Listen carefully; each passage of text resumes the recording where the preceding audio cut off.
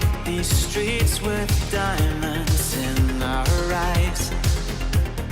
Out with the vampires under a midnight sky. My mind so hypnotized. It was exciting. It was the 90s.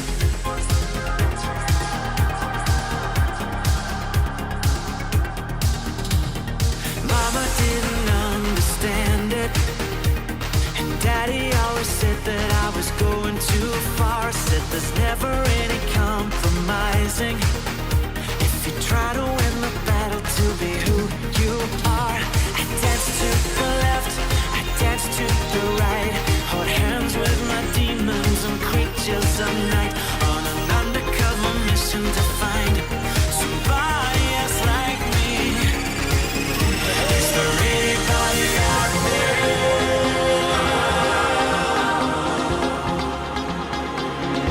Is there anybody out there?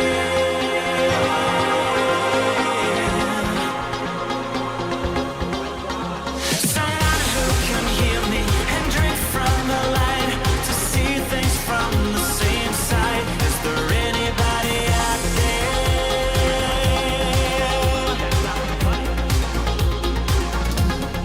5 years later, I'm not with the same old faces and dead end places. Things kept going wrong. I'm getting to thinking my daddy was right all along. So will you take a little walk on the wild side? Be careful that you never slip your hands from the wheel. There's never any compromising when you're blinded by reflections from the part of you that's real. I dance to the left, I dance to the right, hold hands with my demons and creatures of night, on an undercover mission to find somebody else like me. Is there anybody out there?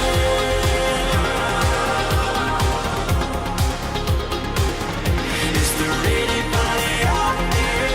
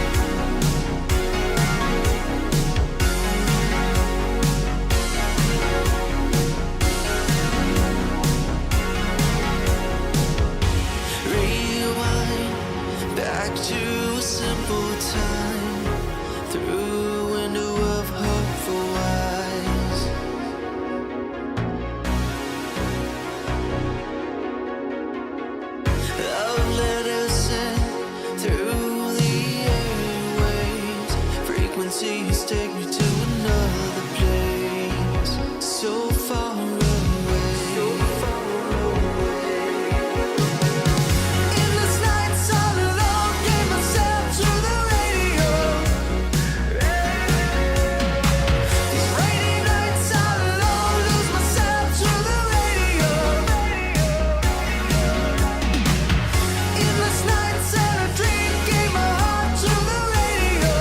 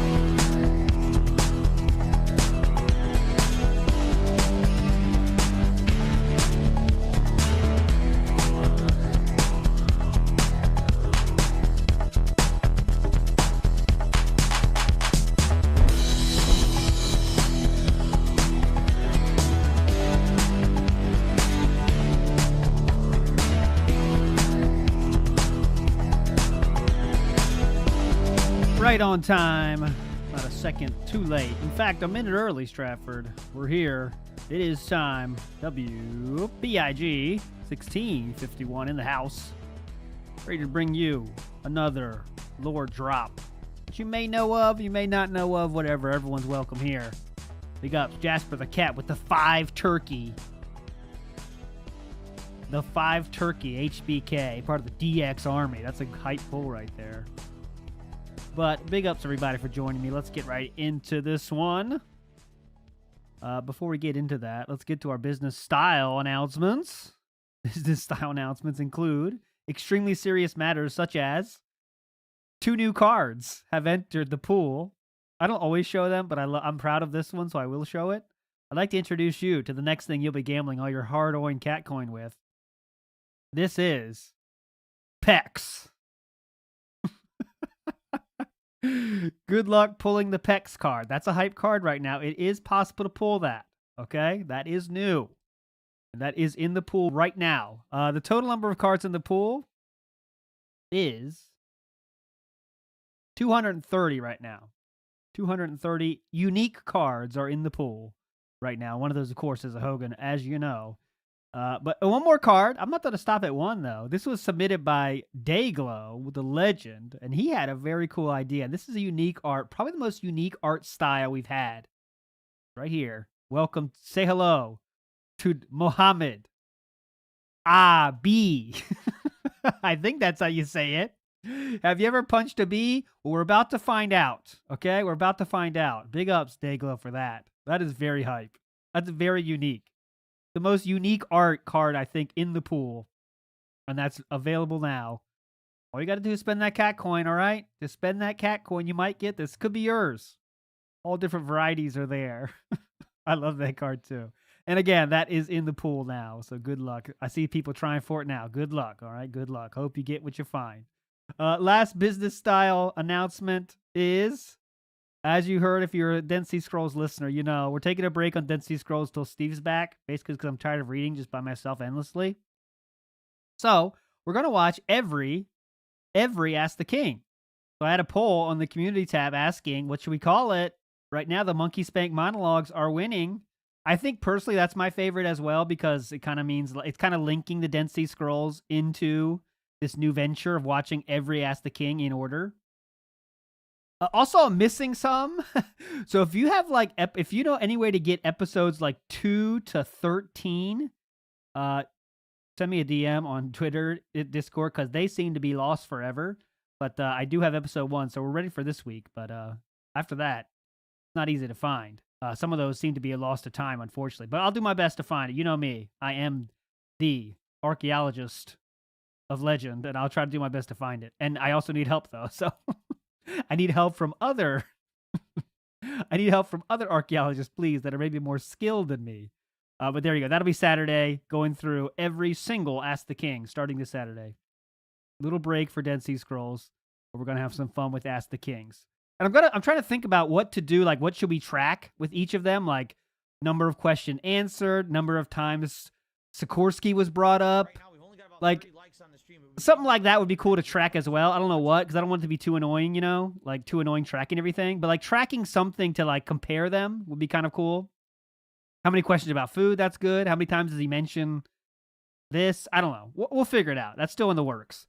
This Thursday, though, last business style announcement. I promise. Too many business style announcements. This Thursday, we're going back to the employment series, and we're going to talk about Circuit City. This Thursday at 10:30 a.m. Eastern Standard Time, so half an hour earlier than this. Brand Dude will be in the house for that. We're going to get back to the employment saga. We're going to get into Circuit City, and I think it's only going to be Circuit City because there's so much there for an episode. It might be Best Buy as well, but Best Buy is a big fucking one, man. That goes through all the unemployment nonsense, the court case. So I might have to separate it, but anyways, in the end, we'll figure it out. It's not that big a deal, right? It's not that deep. Thank you for saying that, Sir Moist. Frog Machine says only episodes 2 and 5 are missing. Thank you so much, Frog Machine. So if you could give me the links to 6. I don't have that because we might have to skip 2 and 5, but I don't think I have 6 either. 6, 7, 8, 9, 10. I don't think I have. But anyways, iJustine. How do you know about iJustine? I didn't know too much about iJustine. I'm gonna be honest. I've never was an enjoyer of her content, the kind of tech style YouTuber. Just, you know, there's a million of those kind of style videos. And I didn't really get into her back when she was going. She's still going today. Very popular still to this day.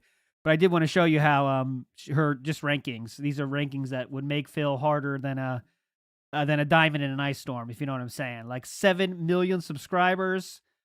She has 4 million views per month. She also works at Apple now, apparently. She's doing all right, right? She's doing all right. She's doing fine, right? She's doing fine. She succeeded. This is her numbers currently, by the way. So she was definitely like the best back in the day. I mean, she was bigger in the heyday of like this tech YouTuber thing, I believe. I don't know too much about her. But yeah, she's on level 1,000 million, right? What Phil would love to be where she is right now. Let's want to keep that in mind. She's still doing pretty good. She's doing well. She's doing well for herself. But let's get to this story, and we're going to go through the saga of iJustine. And our story starts today with a playthrough of a game entitled Tokyo Jungle Survival co-op gameplay. And let me bring up my credits so you can see exactly when this happened. So, you know, better if you know the date of stuff, right? So you can follow along, fellow internet archaeologists. This was 11 years ago, and as you can see there, we are joined by the one, the only, the Pandaree. And she was in a co-op playthrough. And this is actually, you know, we're many years before the incident, but iJustine gets a little mention here. So let's enjoy our first video of the day with co-op Tokyo Jungle Survival with Leanna. You got to, Oh, you want to mark this? might as well. Oh, damn, I'm huge compared to you. Yeah. I really am a fat cat.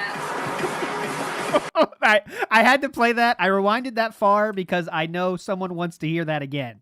All right? Big ups, Danny DK's hype show, brother. Yeah, it's going to be good. It's going to be good. But let's hear that again, okay?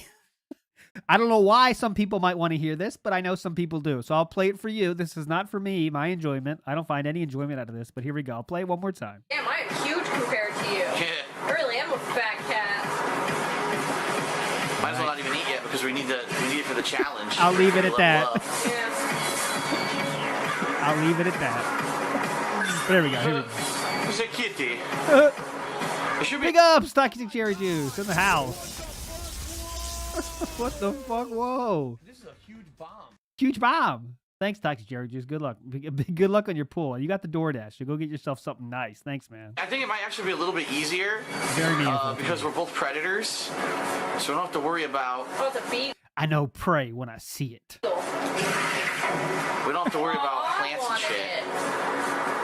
Don't eat them yet. Aw, damn, I we need it for actually the hit the button. challenge. Fuck the They're chick. gonna get away. Come on, get to it. No, I want to market. Do all the fun stuff. Eating. Yep. Yep. I'll See, eat. you can have a beat.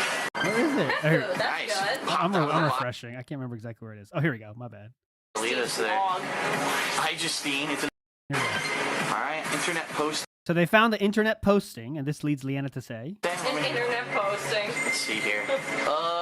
We either go right or left. Doesn't matter. They're both gonna lead us there. Blog. iJustine. It's an That's an iJustine. interblog. Oh, my dog bit my titty off.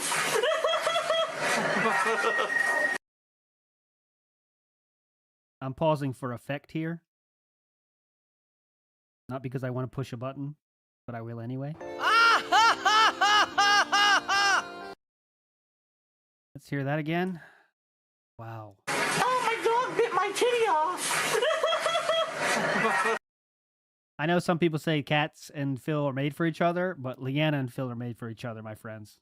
If you think that is funny, you are on another plane of existence.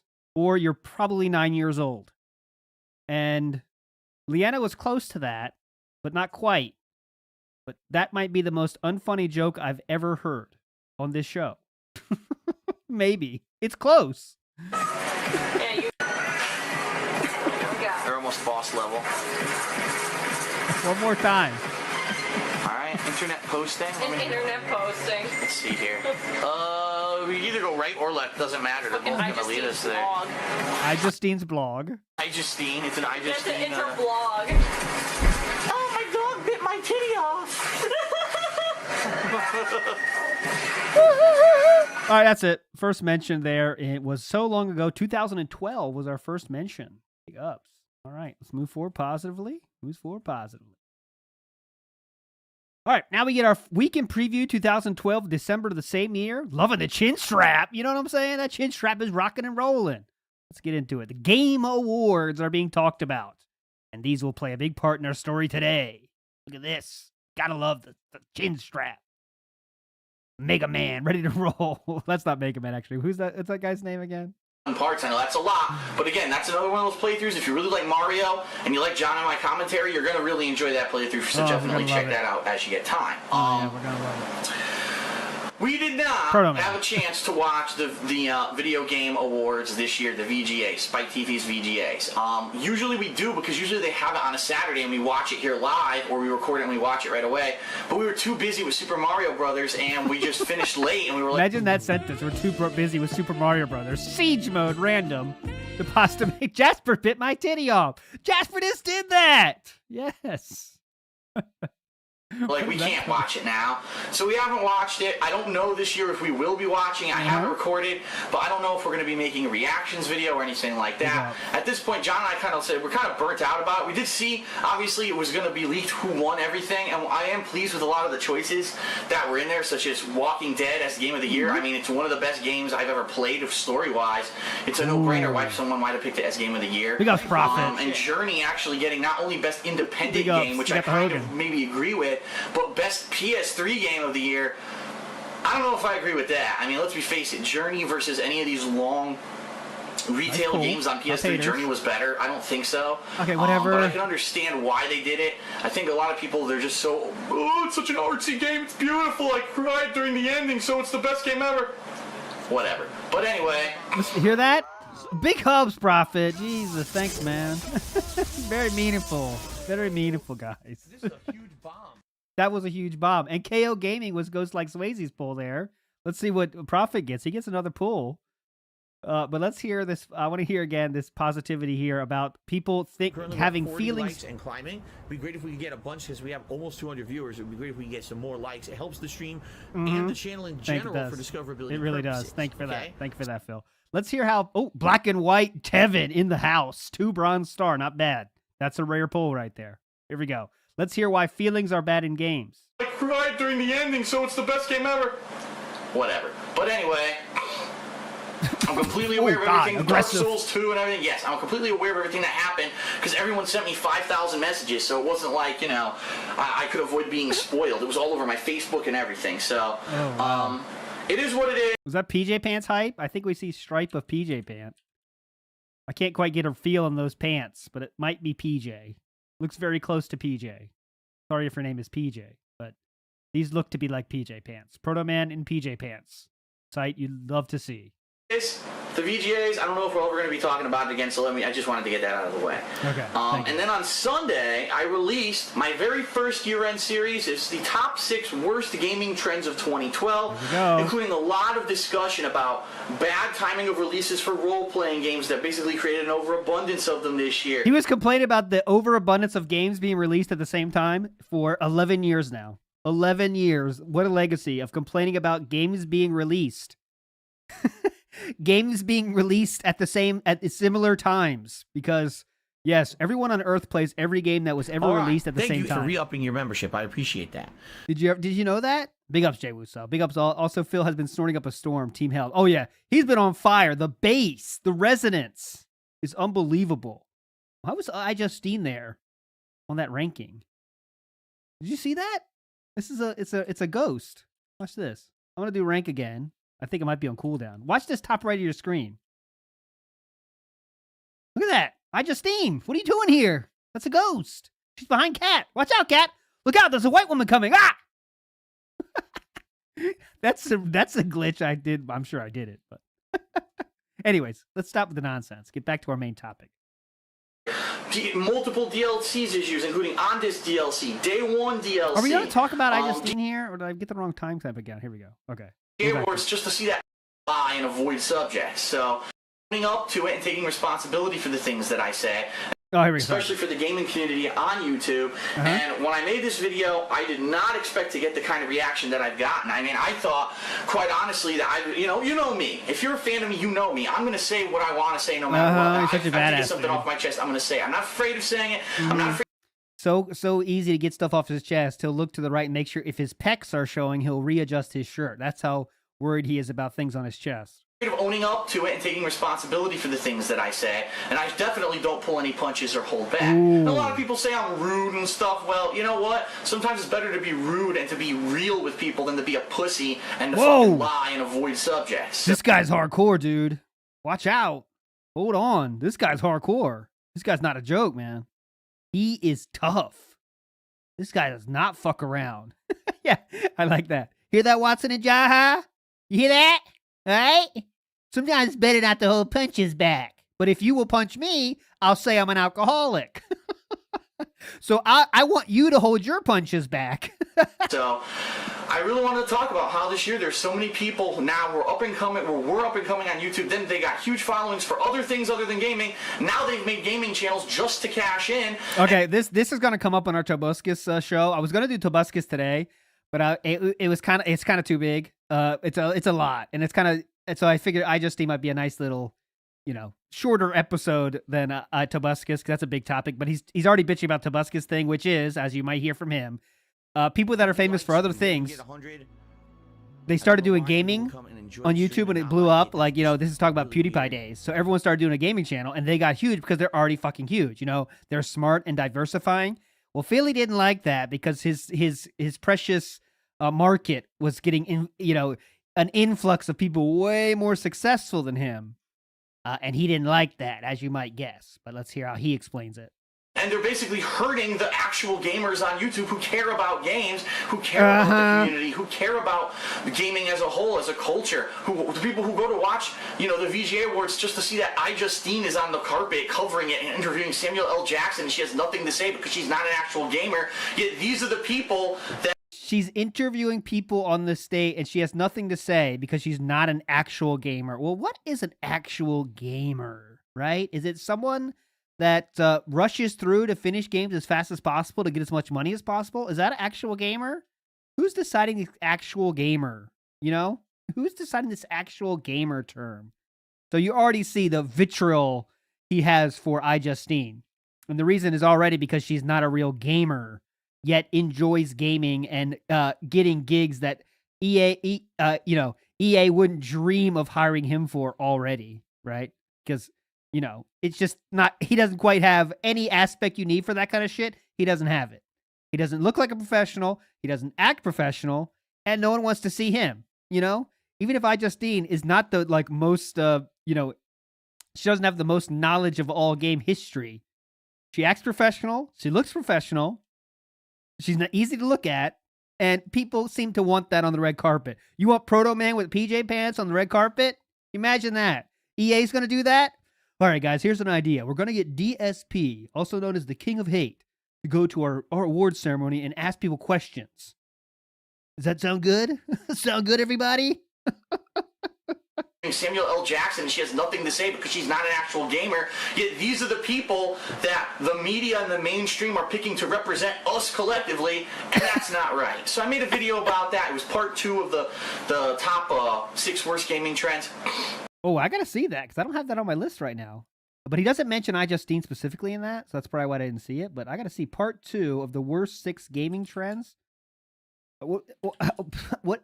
Part 2 of the top 6 worst gaming trend. This should be easy to find. It just rolls off the tongue, Let's search DSP gaming. I'll try to find it. I mean, it might be nothing about iJustine, but we do kind of want to get where he's coming from for this kind of nonsense because he's so pissed about everything. So hang on a second. Yeah, part 6 in 6 individual videos. Absolutely. Who knows what channel it's on, too, at this time. Fucking iJustine, get out of here, iJustine. Why are you behind Cat? Why are you behind Cat? Get out of there. All right, got it. Worst trends in gaming, and this is 2012. Worst gaming trends of 2013 I have. Where's 2012? No, because he did 7 that year. Sir, maybe if someone could send me the link, I'll play it, but I'm not going to search forever. Worst trends of gaming from Dark Side Phil channel. Maybe that's it. Or, of course, I'll check DSP Reacts. Let me check out the Reacts. That's the King. No, not there either. All right. We're going to skip that for now. He doesn't specifically mention iJustine there anyway, so it's not like we have to have it for completionist purposes. A completionist is getting in trouble now, isn't he? By the way, not going down that rabbit hole, but top 10. Nah, I can't find it. Anyway, let's keep going. Let's keep going. Apparently, it's gotten massive attention, and apparently there is a large contingent of people out there who agree with me because this video has like something like 2,500 thumbs up. And 20. He thinks this is back when he thought thumbs up means you really enjoy the video and you agree with everything they say. I got 2,500 thumbs up. That means they agree with every single thing I said. Don't you get it right? Don't you forget that, motherfucker. People out there who agree with me because this video has like something like 25. And by the way, all those thumbs up agreed with me. 100 thumbs up, and I know right now it probably has about between 25 and 30,000 views, but it looks like as soon as YouTube updates, which it takes fucking forever to do that, it might boost there, it might jump again. I think even some of the people who I was talking about in it who are real tried and true gamers on YouTube, like Total Biscuit, he thumbed up the video, he liked it. He says, you know, I guess it's him showing that his... He was gonna put words in Total Biscuit's mouth right now. Look at that. All right, thanks, Epion.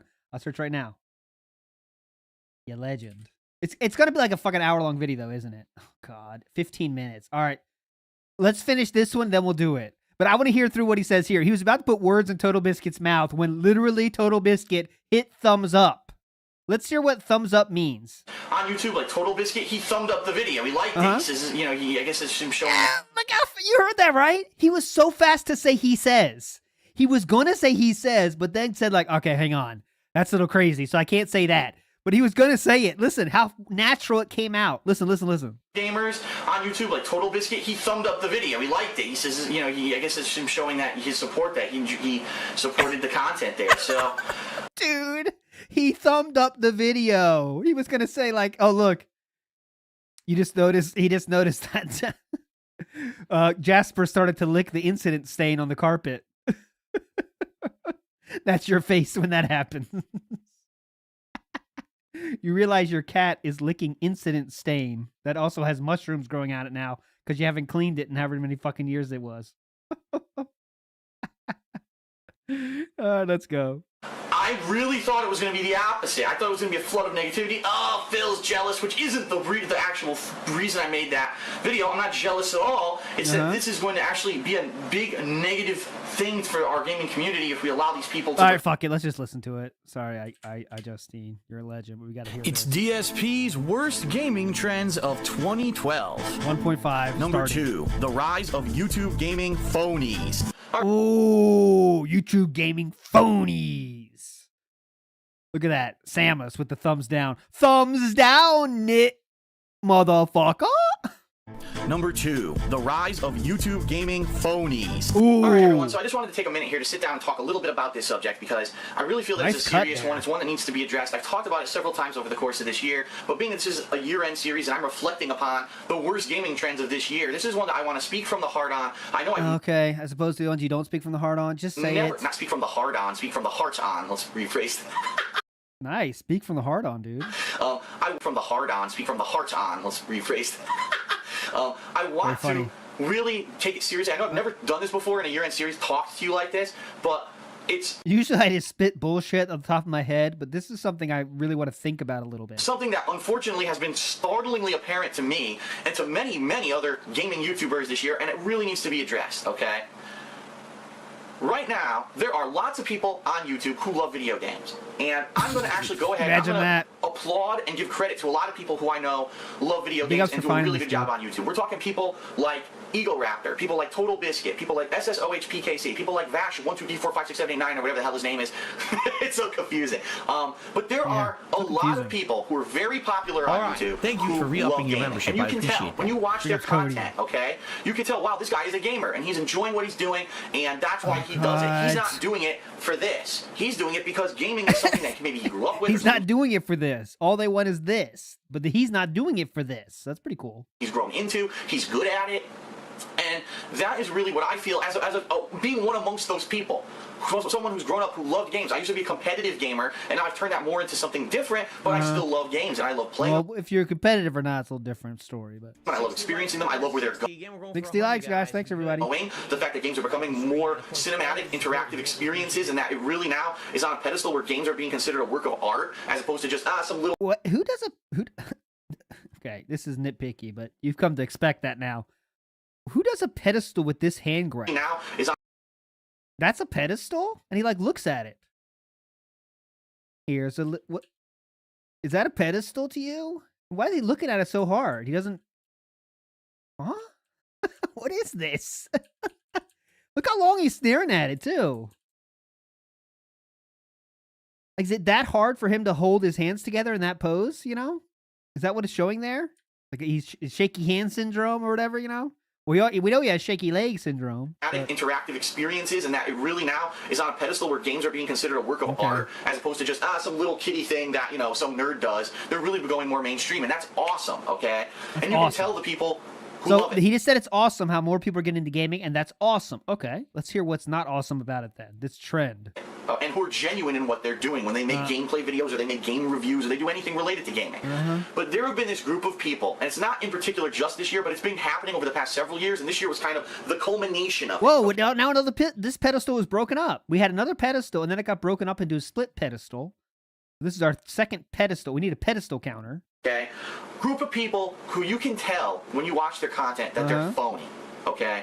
These are I thought you don't watch them, though. people who the only reason that they're doing things with video games is because it's the hot new trend, it's the cool in thing, the money's there. That's right. I think it's official. The past 2 or 3 years, video games overall have made more money and reached more audiences than movies and television. So you're talking the biggest entertainment medium in the world. It's time to cash in. And yes, that's called diversifying at the exact right. I mean, you know, better do it earlier, but it's a great time to diversify when you see trends like that. And these YouTubers are not fucking idiots and decide to make let's diversify and try to get more of that. Let's try to grow our audience. Imagine that. Imagine that thought.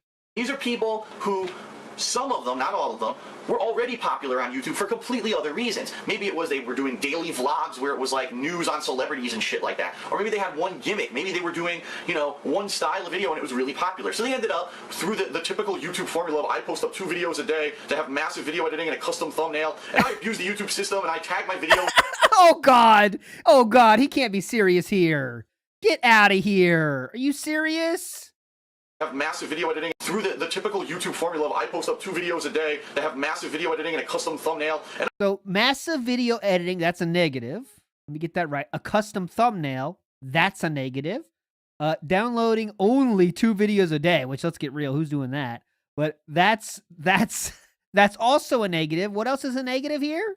and I abuse the YouTube system and I tag my videos wrong and I do this and that. Abuse the YouTube system. Who has made more money from abusing the YouTube system than Philip Burnell? I'm sure there's people. But still, one of the biggest benefactors of the YouTube system is his sitting here in a chin strap. Yeah, and I'm a good-looking girl, so all of a sudden, just because I'm a good-looking girl on YouTube, I get massive views. All the usual bullshit that gets. Sorry, ladies. You don't have talent. You're just a good-looking girl. Well, he's talking about iJustine right the fuck there. I'll tell you that. These people to the top. They got to the top, okay? Sip of jealousy. Sip of rage. They got to the top, okay? Sip of jealousy. But it's funny because these women, I hate them. People have been on YouTube for quite some time. And even though they might have once or twice dabbled in video games, they never really focused on it. But, all of a sudden you start to see people like myself, like the people who I've previously mentioned, who were doing video games on YouTube hardcore for a long time. Thanks for the membership. Big ups, T-Flow. Jump scared me there. We're getting our channels partnered. And You're a legend. We're starting to cool. actually make money doing what we're doing. And this is what happens. People get this mentality. It's time to get at that YouTube money. I don't have to work a job. I don't have to do That's what you did. anything. I'm just going to make YouTube videos. I'm going to make YouTube money. And this is the mentality of some people. Now, okay, I really want to hear how he differentiates himself from that. I really want to hear that now. there's these people who already had successful channels on YouTube for other things, and they say, wait a minute, there's a bunch of people who are making money doing something. I'm sure I could do that too. So, oh, what a coincidence. All of a sudden, gaming channels are able to be partnered through third-party companies, and these people make gaming channels. Wow. It's like, wow, what a revelation. And do you really think, smart, let's really yes. be honest here. Let's be honest. Do you really think these people would have made a sole gaming channel just for gaming footage if they couldn't make money on it? Absolutely not. These are people who... Okay, so similar to, I know this is what long time ago. This is before he was in this is before he reached his final form of begging. We're still in the year 2012 here. But what would current DSP say about that, right? Yeah, someone put this in for the Reacts channel. Why would they do something for money, dude? That's not authentic. That's not genuine. That's not a real gamer. Only are in it for the money. And so they go and they make these channels and they do shitty gameplay. These aren't people who are gamers. These are people who casually play games once in a while. And so now they're Cue the Metal Gear Solid footage here. going to jump into it and they're going to do stupid shit. And by the way, most of it, I'm going to be honest, is pre-scripted. A lot of people get fooled by this stuff. But it sounds like he's doing direct, live video and live voice. Do you really think Who says that? Who? that? Like, you don't think it's easy for them to talk into a mic and then dub it over later because it's scripted? Just listen to it. A lot of it is scripted. You can tell it's scripted bullshit. It's not real gameplay. It's a fabricated, a fabricated image of someone who looks like they're playing a video game. And what it really is they played the game, they failed because they suck, and then they fucking wrote funny jokes and they dubbed it over it. I mean, it's Coming from the person that had an entire YouTube genre created after "This is how you don't play," saying this. joke. It's basically disrespectful to anyone who, number one, likes video games, number two, respects video games as a medium, and number three, has been making YouTube videos of video games for quite some time. Now, the problem is these people already had large established fan bases, and then those fan bases just moved over because they think that these people are funny, and they watch these gaming videos, and they're low quality, they're not good, but they watch them, and these get monstrous views. So now these videos, because they already have an established fan base, get monstrous views, all of a sudden, these people have become the top gamers on YouTube. And it's like, what? They're horrible at games. They don't even care about games. They're doing it just for the money, and these people are getting like the top. You go search for gaming videos. How can you know why someone is doing something? He knows why everyone's doing everything. He knows why Total Biscuit thumbed up his video. He knows why people are making their YouTube videos, what they think about YouTube videos, what they think about games. He knows everything. It's amazing. They're at the top. Look at related videos for games. They're at the top. They're being advertised, free advertising. And this year really was the straw that broke the camel's back, because I know previously, before 2012, I never really talked about it. I said, you know what, I'm going to stay in my own bubble, and I'm just going to do what I do. But this year, yeah, that was one of your huge mistakes in your YouTube career. Yes, was just it. And the reason that really pushed me to the point where I had to start talking about this was earlier this year, I had ads, video ads for video games, such as... All right, we're not hearing Tobuscus shit. This is when he's done a bitch about Tobuscus. He's going to say, Tobuscus made me, Tobuscus was my ad. There was an ad for a different YouTuber that also did gaming on his video, and that sent him off the fucking deep end. But that's another video. We're not getting into that now.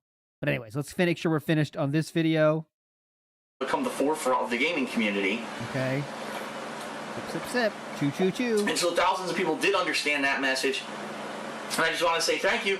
That in one day, this series has only been out for one day. Already it's very successful. It's got lots of views on it, and I'm glad that people are enjoying my year-end videos. Okay? I love it. Then today I played some more Far Cry 3, and like I said, I got up to part we're not hearing today's shit. All right. Now, we're getting into special update rant, dude. Special update rant. This is from the next year, 2013. Look at this framing of this video, by the way. It's very beautiful, very meaningful, very chill. Let's go. And hopefully get that off. Get that off. That sounds sexual. Hopefully get those out of here this week at some point. So Turtle Beach ones will be en route back. Tritons I'll be using over the next few days with Metro Last Light. I've actually got a set of Astro A40s also on the way. They're coming this week. So now we're going to have a real comparison, a triple threat between these three sets of headphones. It's like a triple threat match, dude. Able to tell you which ones are the best. Okay. All right, so there's a couple other things that we can talk about. Here we go. I've been mentioning over the past month, by now it's been a month, I've been talking about it. Oh, same shirt. Same shirt there, as he was wearing in the previous video. That, number one, the Machinima app launched on the Xbox 360, and that I was a top partner, and that my content was going to be featured on there. Ooh. Number two, I actually received something in the mail that's really neat that Machinima sent to me as a part of this promotion. They wanted me to do a special unboxing video. What is it? Use that video to help promote the Machinima app. And That's great. However, guess what? They promised me that a week and a half ago, on May 7th, that I would be on that app and that my content would be featured. As of right now, because I actually checked before I even started this video, I'm still not on there. Okay. Dropping the ball, Machinima. Okay. They did not come through on their promise. It's absolutely ridiculous that a company would tell me to promote something. They even had me create a special video to promote the app, and I made it and sent it to them right on time that I was supposed to, and they've not come through on their promise. God, Machinima, like, you know, they just put up with him because it was free money for them. Like, that's what they got, and they basically tried to get rid of him multiple times by renegotiating his contract worse and worse. But like, they had to keep him on because just free money. But you know, it was the fucking most annoying person on earth to work with. Now they're telling me, oh, there's delays. We didn't realize it would take this long. Great. Then why did you tell me to promote this app and tell everyone that my content would be on there on May 7th? Why did you send me something that I'm going to make an unboxing video to promote it if I'm not on there? It's a free fucking Xbox, dude. Makes no fucking sense. And it's annoying to me because I feel bad. It's annoying to me. They sent me a free Xbox, but they're not putting me on the app soon enough. Now that I've been telling everyone for weeks that I would be on there, and it's just a stupid mess. I'll be honest, it's very unprofessional. It really is. To have people who are your top people. This camera frame is unprofessional. Promoting something and then you don't follow through on it. Let me give you a little hint on something. A lot of people want to know why I never played Hogan. Okay. Why didn't you play Hogan, dude? They want to know, Phil, you saw it at E3, you played it, you said you liked it, and you promoted it for a little bit, and then you never really talked about it again. Why didn't you play Hogan? I remember Hogan, Lord. I'm going to tell you why I didn't play Hogan. It's because there was another promotional thing with Machinima where they wanted all of us to be talking about Hogan and playing it as the beta was released. Well, guess what? Every time that a beta was supposed to be released, it didn't work. They would say, oh, the beta's coming out on this day, and you should play it and make gameplay videos and show everyone Hogan. And I would log in, and they would say, sorry, doesn't work today. Oh, servers crashed, doesn't work. So every time that I had an opportunity to play it, it never worked. Now, later on, it eventually did work, but at that point, I was so busy with other stuff, I was going to drop everything I was doing to play Hogan. Drop everything I was doing. Okay, so it was absolutely a ridiculously handled mess. It was very sloppy, and eventually I just lost interest. I was like, how many times are you going to tease me and tell me that I can play Hogan on this day at this time, and then it doesn't work? I'm just not, I don't care anymore. I have other things to do, so I moved on. I never played Hogan. I have so much to do, dude. Super Mario Brothers 3, God of War, so many things to do, dude. Guess what? Thanks. Keep paying me, though, by the way. Now the same thing with the Machinima app. Oh, it's going to work now. Nope, sorry, it doesn't work. It'll work later. Oh, tell them May 7th. Nope, sorry, it doesn't work. It's like, how many times can you give me this and then take it back? I just don't care anymore. So is it good if my stuff eventually does show up on the Machinima app? Of course it is, especially because they actually said I will get credit for those views on those videos, unlike if you watch my videos through the YouTube app, I don't get paid for those. So am I happy that there's another medium people can watch my content through? Absolutely. But what's the point of me ever talking about it if I have no idea if it'll ever go live? Okay? In fact, now this coming week, I need to write an email to Machinima again. Gee, Machinima, is my content ever going to be on there? Because you told me, they actually told me that this coming week is when they wanted me to film and publish this unboxing video. I get that point. And that's the other thing I do want to say. It's not that it's just me getting screwed. I don't want my fans getting upset about that and thinking that I'm getting screwed over. It's not just me. No Machinima partners have been added to the Machinima app. And we're talking the big guys like SSOHPKC. Yeah, I'm going to say it. Tobuscus, Toby Turner, his gaming channel. None of them were ever added. So why would you tell everyone to promote it if you just had no control over the process? It's a horrendous business practice. Obviously, there's something broken there. And this is coming from someone who does... Where is the... To mail those off and hopefully get that off. I swear he mentions iJustine. That sounds sexual. Hopefully get those out of here this week at some point. So... Let me search the transcript. I know iJustine is mentioned here. He actually, because she also was going to be on the app. Here we go. Oh, 32. God damn it. Here we go. Other thing. There's another thing. Some people may be saying, well, I don't understand because I just went to, I don't know, iJustine's channel, and iJustine is on the new format, okay? And I can actually... So he's talking about the YouTube fucking new format thing, so iJustine was on that. He did pull that name out of his hat, though, pretty quick, right? Which means he might have his eye already on her viewership, you know? Like, oh, look at this iJustine. She's already on the new format. What? See Uh-oh. Is everything okay with the stream, everybody? Hold on a second. God, look at that little back chair. Shout out to the back support chair. I think we had a blip in the stream, but I think we're fine now. Oh, by the way, the Cliff Notes on iJustine, well, you got to restart the stream. She was a successful YouTuber, and that's pretty much all you need to know so far. She's a successful YouTuber back in the day. But here we go. This, more Ask the King. This is a video by the King of Weight Vlogs, legend. Has a little bit, he mentions iJustine again here. He's jealous of a lot of people here, but let's go. This is unfortunately what's happened with YouTube over the past several years, is that YouTube has chosen to only feature the top guys. Now, wait a minute. A lot of these people were like an overnight success, like PewDiePie. He was a nobody. He all of a sudden made a video of him playing Slender Man or whatever the fuck it was with his stupid face cam screaming, and overnight his video went viral. Because the video went viral, YouTube featured it, which in addition made it become even more viral. Next thing you know, people poured into his channel, This is and so because bad, he was getting dude. high views and high subscribers, YouTube featured his channel. Now he's the Imagine someone being successful and having a successful video, and then YouTube saying, hey, let's put that video up more because people seem to like that. What a sin. Fucking YouTube. Fucking shit up again. What should they do? Just promote the shit that has no views?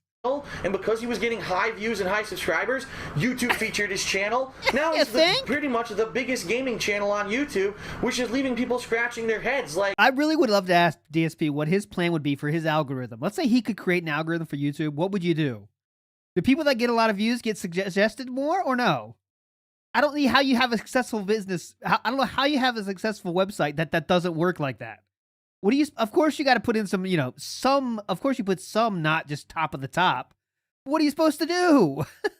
Not show the successful ones? What are you supposed to do? Like, what the fuck? Where'd this guy come from? How is he the biggest gamer on YouTube? Then you got a guy like Toby Turner, who was never known for gaming. He did parodies of game trailers, and he also did vlogs and celebrity gossip and shit like that. He was popular for that, and then one day he decided to make a gaming channel, and because he already had an established fan base... He did something called diversifying, which is something you wish you could do, but now that ship has long sailed. And that channel was being promoted by YouTube and became huge. People spilled over to his gaming channel. All of a sudden, YouTube promotes that channel. Now he's known as like the biggest gamer on YouTube as well. Yeah. You got companies like EA hiring him to do advertisement campaigns for their video games, despite the fact that he's a horrible fucking gamer and he doesn't even play games for the sake of playing them. He plays it to make money. All right? What do you play games for, sir? Right? This is the problem with the YouTube system. The YouTube system only promotes things that go viral. It doesn't ignore the little guy and only listen to the big guy. Why do you think iJustine, who puts out some of the most vapid, worthless material on YouTube, was one of the first people to go over to the one channel format, and YouTube actually featured her, said, oh, if you want to see what the one channel... So now, you heard it, vapid. What was the exact wording here? This is a direct attack on iJustine. The first, let's say, attack on iJustine. Well, second, because he already did say she was not a real gamer when she was on the red carpet. Let's hear, though. Vapid, worthless material on Vapid YouTube and worthless, was one of the first people to go over to the one channel format, and YouTube actually featured her, said, oh, if you want to see what the one channel format's going to be, go to iJustine's channel. So immediately they give iJustine hundreds of thousands of extra views of everyone who cope overload. wants to see what this new horrible one channel We're all format's going to overdosing be. on cope How is right that fucking fair to anybody else? It's not. And it's funny because YouTube... The one channel format superfluous moniker is when YouTube decided that you can't customize your homepage anymore. There's probably more to it than that, but I remember that's the gist of it. You had one kind of style for your YouTube homepage, and that was it. You used to be able to customize a lot of shit, but then they cut that out, and obviously iJustine was one of the first ones. She was already very successful for that. She was already very successful at this time. People loved her.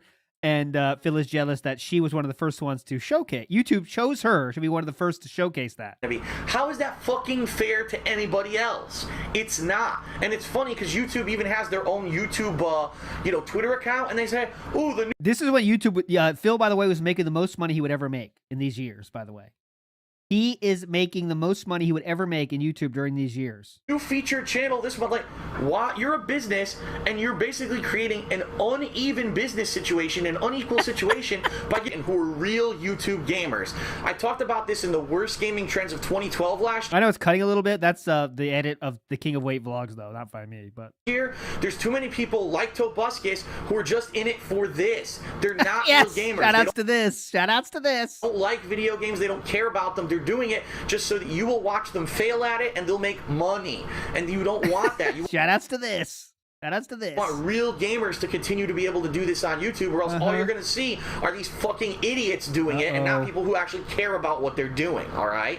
So please continue to promote the people who you feel are good YouTubers. I think that Maximilian and Vash are good people. Maximilian. And I will continue to talk them up whenever I get the chance, because Shout-outs to that's Maximilian, the kind of person you need to succeed on YouTube.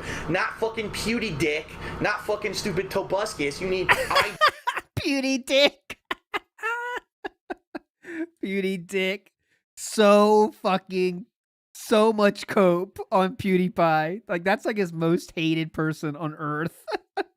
Yeah, so I saw the question. Someone asked like how much he was making. I think he was pushing like 200 at this point, 200K at this point, with how many views he was making, and how YouTube did their payments on how much money you made. It was way more, and it just mattered on click. Literally just clicks mattered. So they didn't care about watch time, all that shit. It was just get a watch, that counts as your total. On YouTube, not fucking Pewdie Dick, not fucking stupid Tobuscus. You need iJustine, who never made a fucking quality video in her life. You need iJustine, who has never made a quality video in her life. So, my friends, why don't we check out an iJustine video from 2013 so we can get a look at this vapid. What did he say? What was the exact words again? Vapid, worthless content. Okay, so I'm gonna get one just from 2013, just like he said, right? I want to get the same thing, full context, right? Let's get a video from 10 years ago so we can see this vapid, worthless content woman. Okay, let's see. She puts out a lot of videos, I'll tell you that. She was working hard, and oh my god, every video she has had a million views without a doubt. Here, I'm gonna bring it up for you can see it as well. What I'm looking at. Every video, okay, 300K, 900K, a few hits from. So let's choose. Oh God, I mean, maybe she was dumb. Spoon, foot, mouth. We're not watching that. I don't want to get everyone too excited here. Let's check out what's on my iPhone 5, which 813,000 views. Oh, who is iJustine? Maybe that's better. This is vapid and powerless, vapid and worthless content. Hi. Camera quality is on level 1,000,000 compared to what we just saw. Wouldn't you agree? Justine, welcome to my channel. You may know me from YouTube. I have an iPhone. I'm at this restaurant. I am a passion fruit. Or you may know me from some random TV appearance. Did you say you're waiting for Jeremy? Isn't Jeremy Gilbert?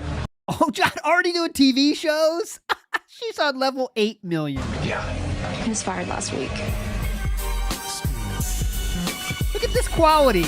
Like, you might have to think she's funny, but look at the work going into this. Either way, I'd love for you to subscribe to my channel. I make videos every Monday, Wednesday, and Friday here on YouTube. 3 times a week uploading. .com/iJustine. So if you're subscribed, you will get those directly to you. I make all kinds of videos. Anything from music videos. Oh, you do a variety of content? I thought, what? We'll never, ever, ever. Videos about Apple and technology. Do you know what this is? Huh? So let's just get it straight. Successful female, no good in DSP's mind. Quality, the quality of that video is, and let's go back to this real quick. I know this is a little bit less than it might be because it's a re-up, but come on, man. You can't be saying that's nothing. You need people who actually are going to put out interesting, fun, unique, and genuine content. What does YouTube want to promote? This right here? Or this? What does EA want to have on the red carpet? I'll do it again just to make real slow. This or this? I'll let you come to your own conclusion on that. Okay. All right. Wait, Wood Knox, you're going to have to be more specific, brother. More specific, please. Next question. All right, so as you can see, Philip Burnell is already massively jealous at iJustine, and we're not even to the incident at hand today yet. Let's go to my favorite website and yours, the DSP Gaming forums, and someone has in 2016. Of course, we're going to chronological order here. So this is DSP's kind of looking like a snack. Oh yeah, Italian snack, pork rinds. Big up, Sir Moist. We're keeping it. It's not that deep. I know. I'm trying to remember your teachings, but it's tough sometimes, brother. Anyways, let's get to my favorite website, dspgaming.com forums. And we have a question from PochoMex, and he says, I was checking with Phil's best and worst of EVE3 videos. There's a part where he calls out celebrities that got to play Battlefield early and says they aren't real gamers. He also brings it up during the sports part of VSC's conference, saying that hardcore gamers are about those sports games. In the past, Phil has brought up certain Let's Players and Twitch streamers saying they aren't gamers. But what does the word gamer really mean to Phil? What is it that makes those people not real gamers? Legitimate question.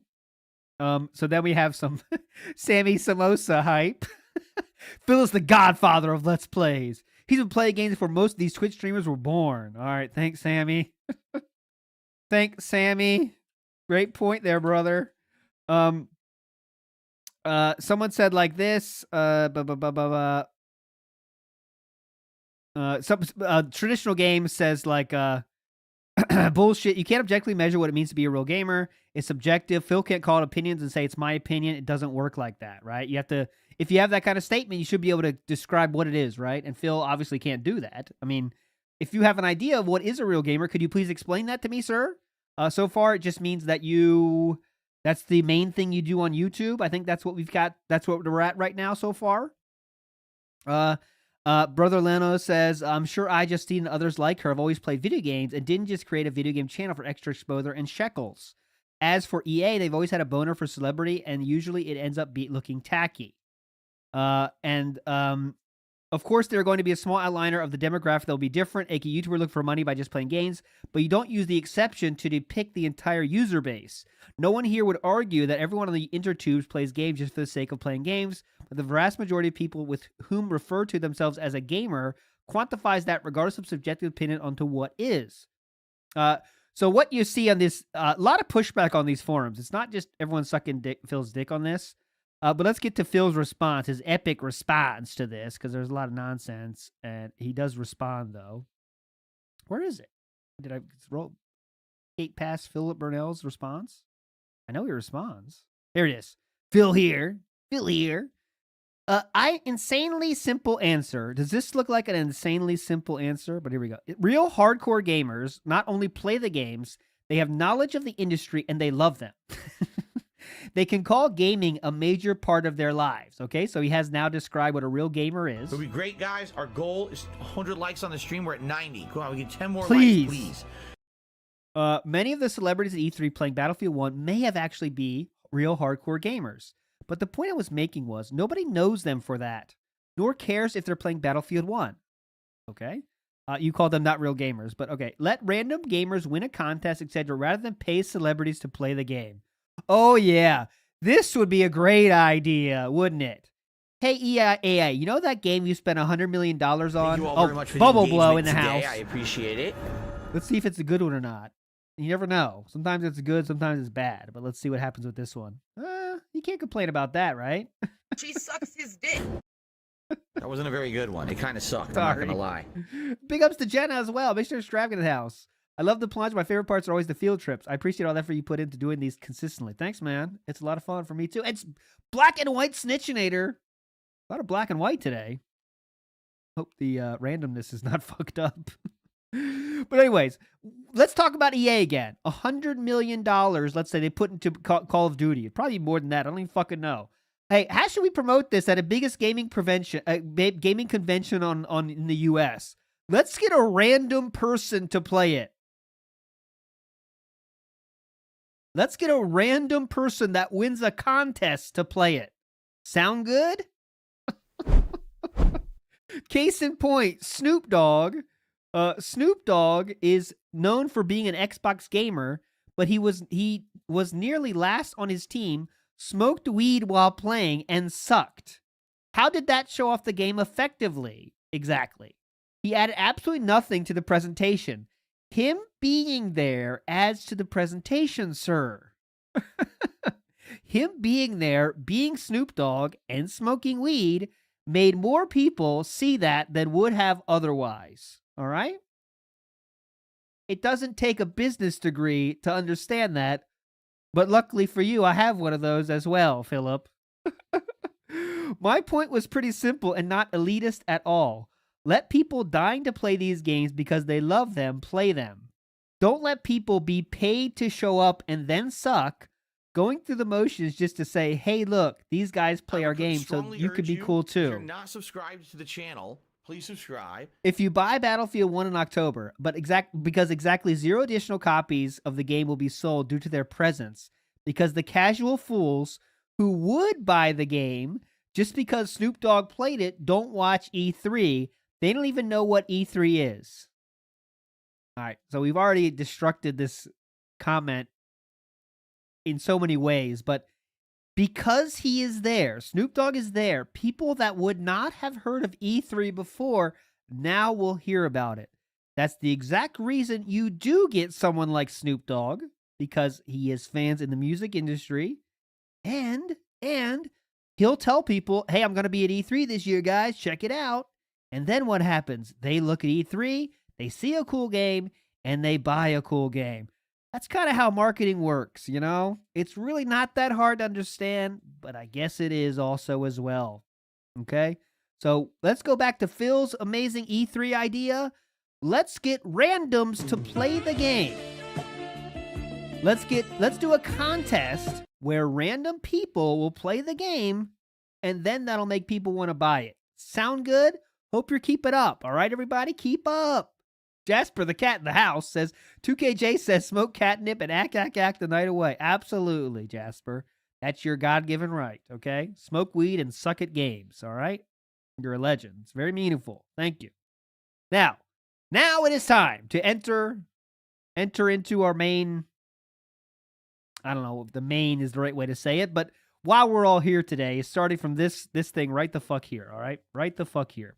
It's E3 2017. We're seeing a very robust gentleman on the screen right now. 110 likes. The chin strap is now gone, but the homeless shirt now remains. Let's see what he has to say here about the E3 Electric Arts press conference reactions. Big ups, Christian C. Been enjoying the Density Scroll. Is very meaningful. Thank you. It is meaningful to me as well. Very meaningful. Let's see what pool you get. Bobby Lashley. Bobby Lashley fans might like it.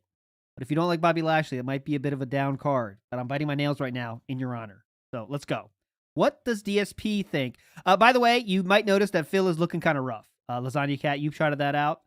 This is because this is the worst time of his life. Literally, this is the worst time of his life. This is June 10th of 2017.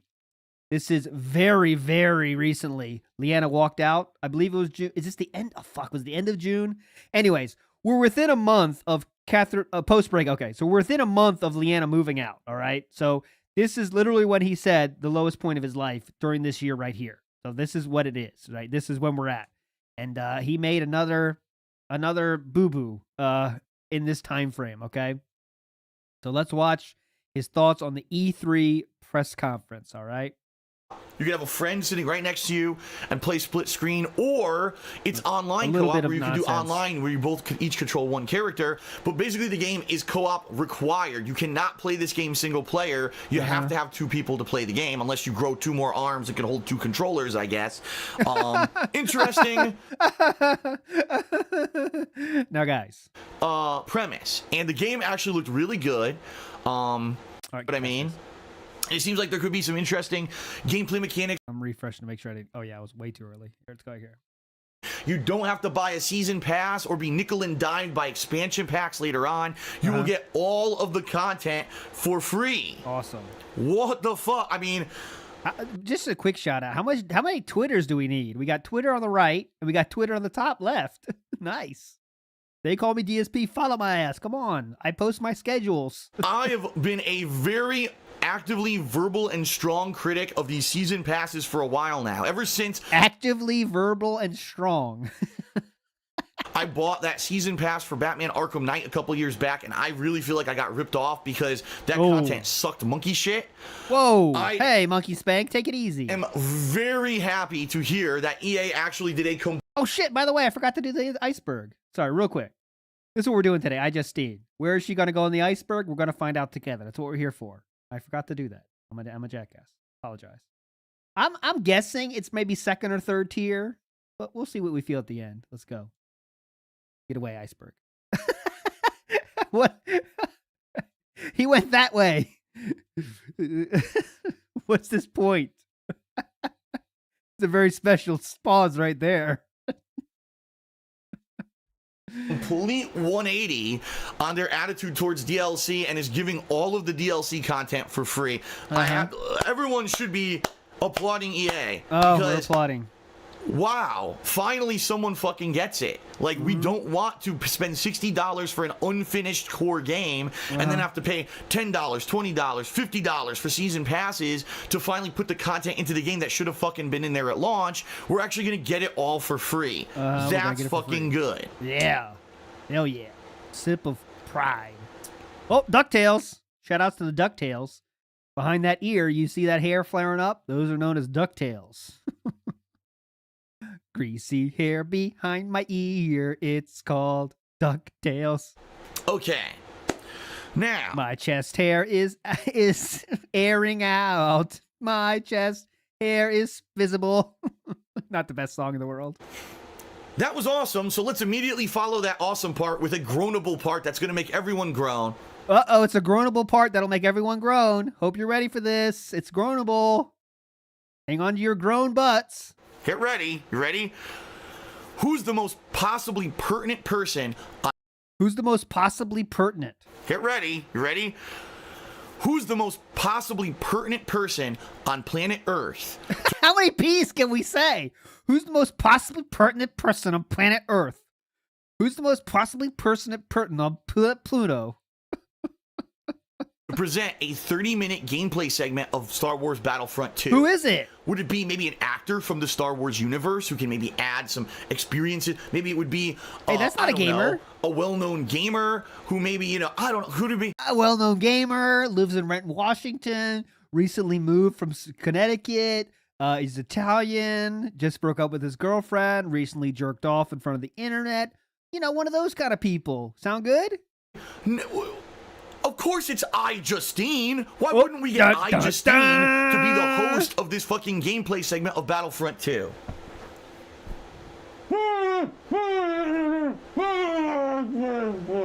There's where that clip comes from.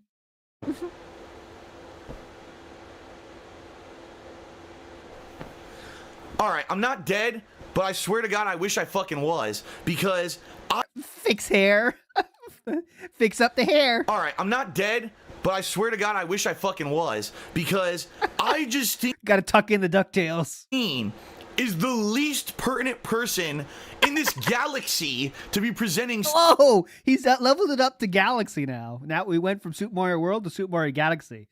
It was iJustine Planet. Now we're in iJustine Galaxy. Cool. Star Wars Battlefront 2, ladies and gentlemen. Okay. iJustine, nothing against her.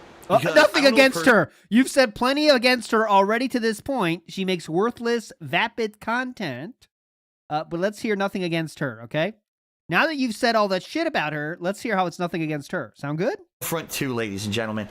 iJustine, nothing against her. Yeah. Except she's hot and you wish you could fuck her and can't. And she also has millions of views every month that you wish you could get. But nothing else against her, right? Because I don't know her personally. I don't watch her shit, all right? But she... You claim to know it's worthless and vapid, though.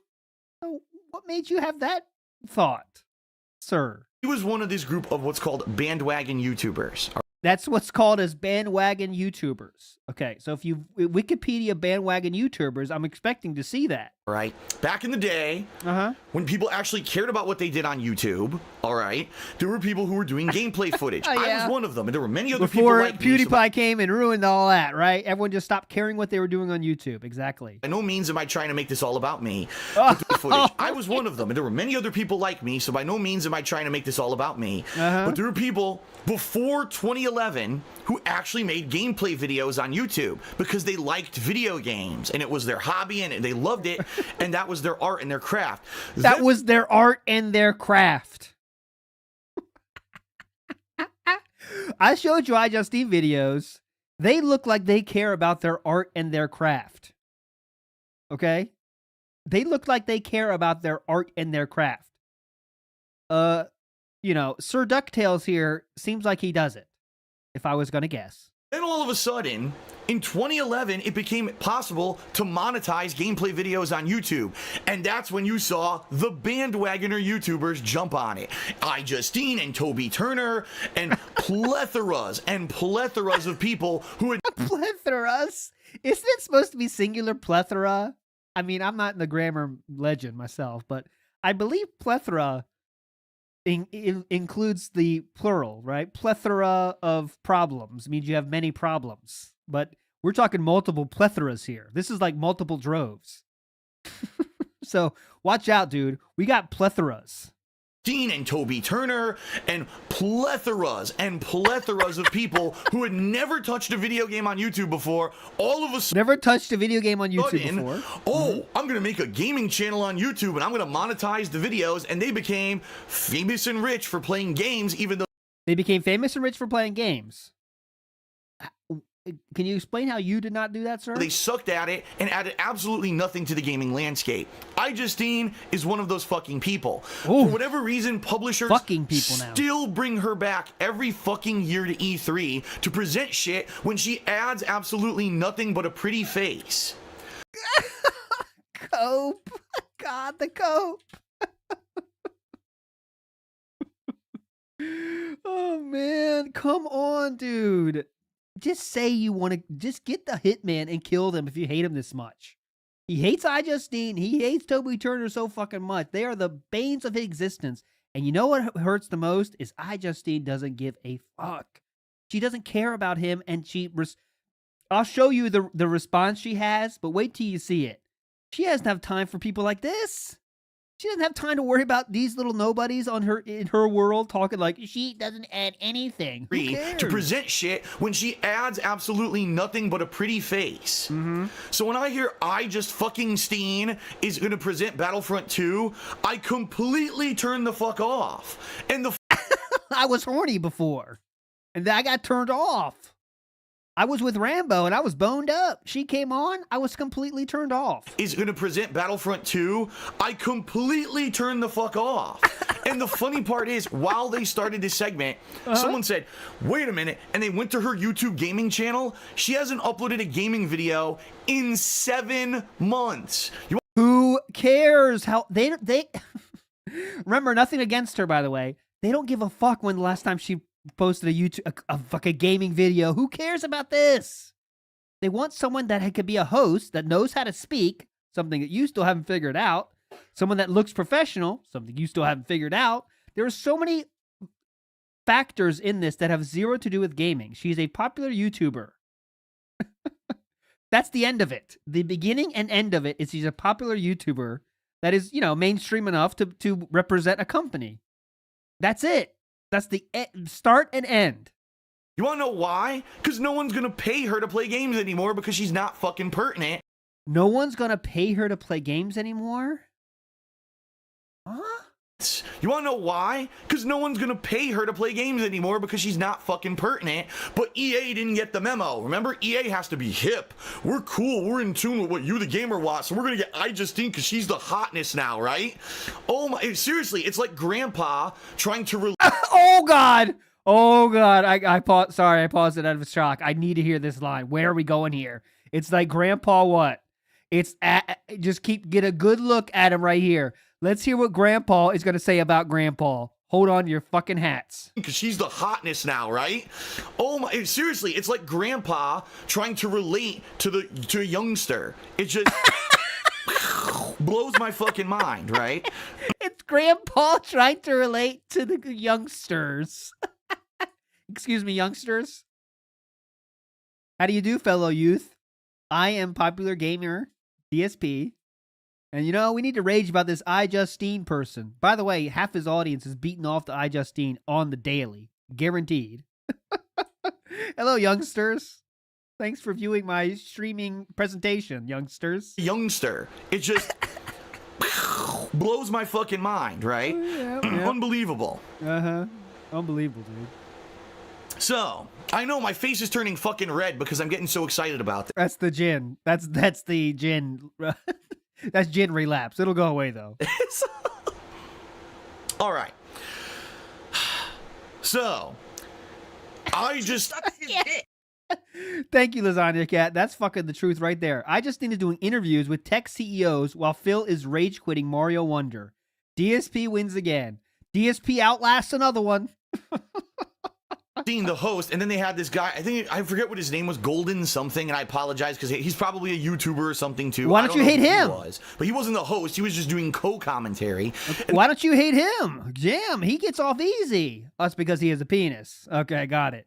You don't hate men as much as you hate women. Got it. And they actually had a game dev for EA sitting there. So it was the three of them doing commentary. And then they jumped into another room, all right, where it was a bunch of people playing an actual large-scale match of Star Wars Battlefront 2. So I made some observations. Derek does love iJustine. He also just loves Justin, whoever that is, but he loves all sides. Justine, Justin, everybody. During the gameplay. First of all, it was droids versus clones. You have ground vehicles like tanks. You also have ground vehicles like walkers and things that you can ride during the... You have ground vehicles like tanks. You also have ground vehicles like walkers and things that you can ride during that the walk gameplay. Was funny. But also there's now aerial vehicles that are going to be fighting at the same time, flying around overhead. Now that was in Battlefront 1, but in this regard it looks like they actually upped the ante. There's a lot more of it. Whoa, okay, so they were going between top them into siege mode so it could double damage, but then it was immobile so it couldn't get out of the way from people shooting it. So they're doing all this stuff, all right? They're showing all this gameplay, all right? And what? So I'm watching, and I'm like, okay, you know, it looks good to me. I'm watching, and I'm like, this looks like good gameplay. This looks like it's solid and something that I would definitely be interested in playing. And then they show some of the heroes, and it was hilarious because you could tell there was... Okay, you heard it. He said it's hilarious. Let's see if it's hilarious or not. Scripted dialogue that they wanted to say, but you could tell the gameplay totally was not scripted because they were saying, oh, this is going to be a point where we're going to get to talk about this hero, and then the hero would die instantly and be off the screen permanently, and they were like, oh, well, now we have to talk about that hero even though they're already dead. So it was pretty funny. And then right in the middle of the gameplay, it just cuts to NBA Live, and all the commentators are like, oh, well, here's some NBA Live for absolutely no reason. That's nice. And then they cut back to Battlefront 2. And again, the cringe and the groan. It was just like, oh my God, they fucked this press conference up. The cringe and the groan from his own fucking couch. He had the cringe and the groan. So bad between YouTubers forgetting their fucking lines. I mean, it was just so hilarious and cringe. If you want to start a list with your hands, you need to have more than one item, sir. Look at him get his hands out ready to count, and he stops at one. I mean, YouTubers forgetting their fucking lines. I mean, it was just so hilarious and cringe during this fucking press conference. All right. No, it is cringe right here. So cringe. That happened, and then they showed some of the. That happened. Supporting class. I liked this. They showed an officer. Shut up. There's new gameplay mechanics in the game and everything. And I'm on shit the about campaign plus the online multiplayer, and I know all the season pass DLC content. It's gotta be very high. So then the segment ends, and literally it was about 20. I would say probably about 15-20 minutes of gameplay. They actually did a live, real-time match. Okay. Take a sip. DuckTales. So then they end the segment. Okay. And the segment goes. Get your thoughts straight, sir. iJustine turns to the two guys to the left, and says, "So what did you think?" And the Golden, I forget the guy's name, Golden whatever. He goes, "Oh, that was awesome." And the EA employee, looks dead at the camera and he goes, not bad.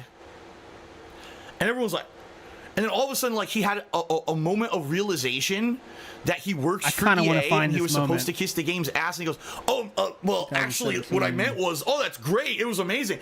And everyone laughed fucking hysterically because it's like, oh my God, the guy literally admitted he doesn't think the game's great. But I want to see if I can find it. Had a fucking moment of realization and had to correct himself so he doesn't get fired. Okay, so I have it. Let's see. First, I want to hear Phil's retelling of that, because this is one of those cases where it's so batshit insane, not what he said. So let's hear what he said again, one more time. Sorry, apologize for this. but I want to hear this again. Because it's like, oh my, works for EA. At the camera and he goes, not bad. And everyone's like, and then all of a sudden, like, he had a moment of realization that he works for EA and he was supposed to kiss the game's ass. And he goes, well, actually, what I meant was, oh, that's great. It was amazing. And everyone laughed fucking hysterically because it's like, oh my God, the guy literally admitted he doesn't think the game's great. And then had a fucking moment of realization and had to correct himself so he doesn't get fired. Man, like, look at this little storyline he created. Like a 4-year-old, you know, making these little storylines in his mind. All right, so I believe he said it was after the battlefront near the end, right? So hopefully, here we go. Okay, got it. Oh, iJustine here, doing a great job. Let's see iJustine in action here. Oh man, well that was awesome. And overall, I mean, looks good, you know, definitely. Okay, here we go. It looks. So here's they're playing the gameplay here. This is exactly it. Okay, we found it.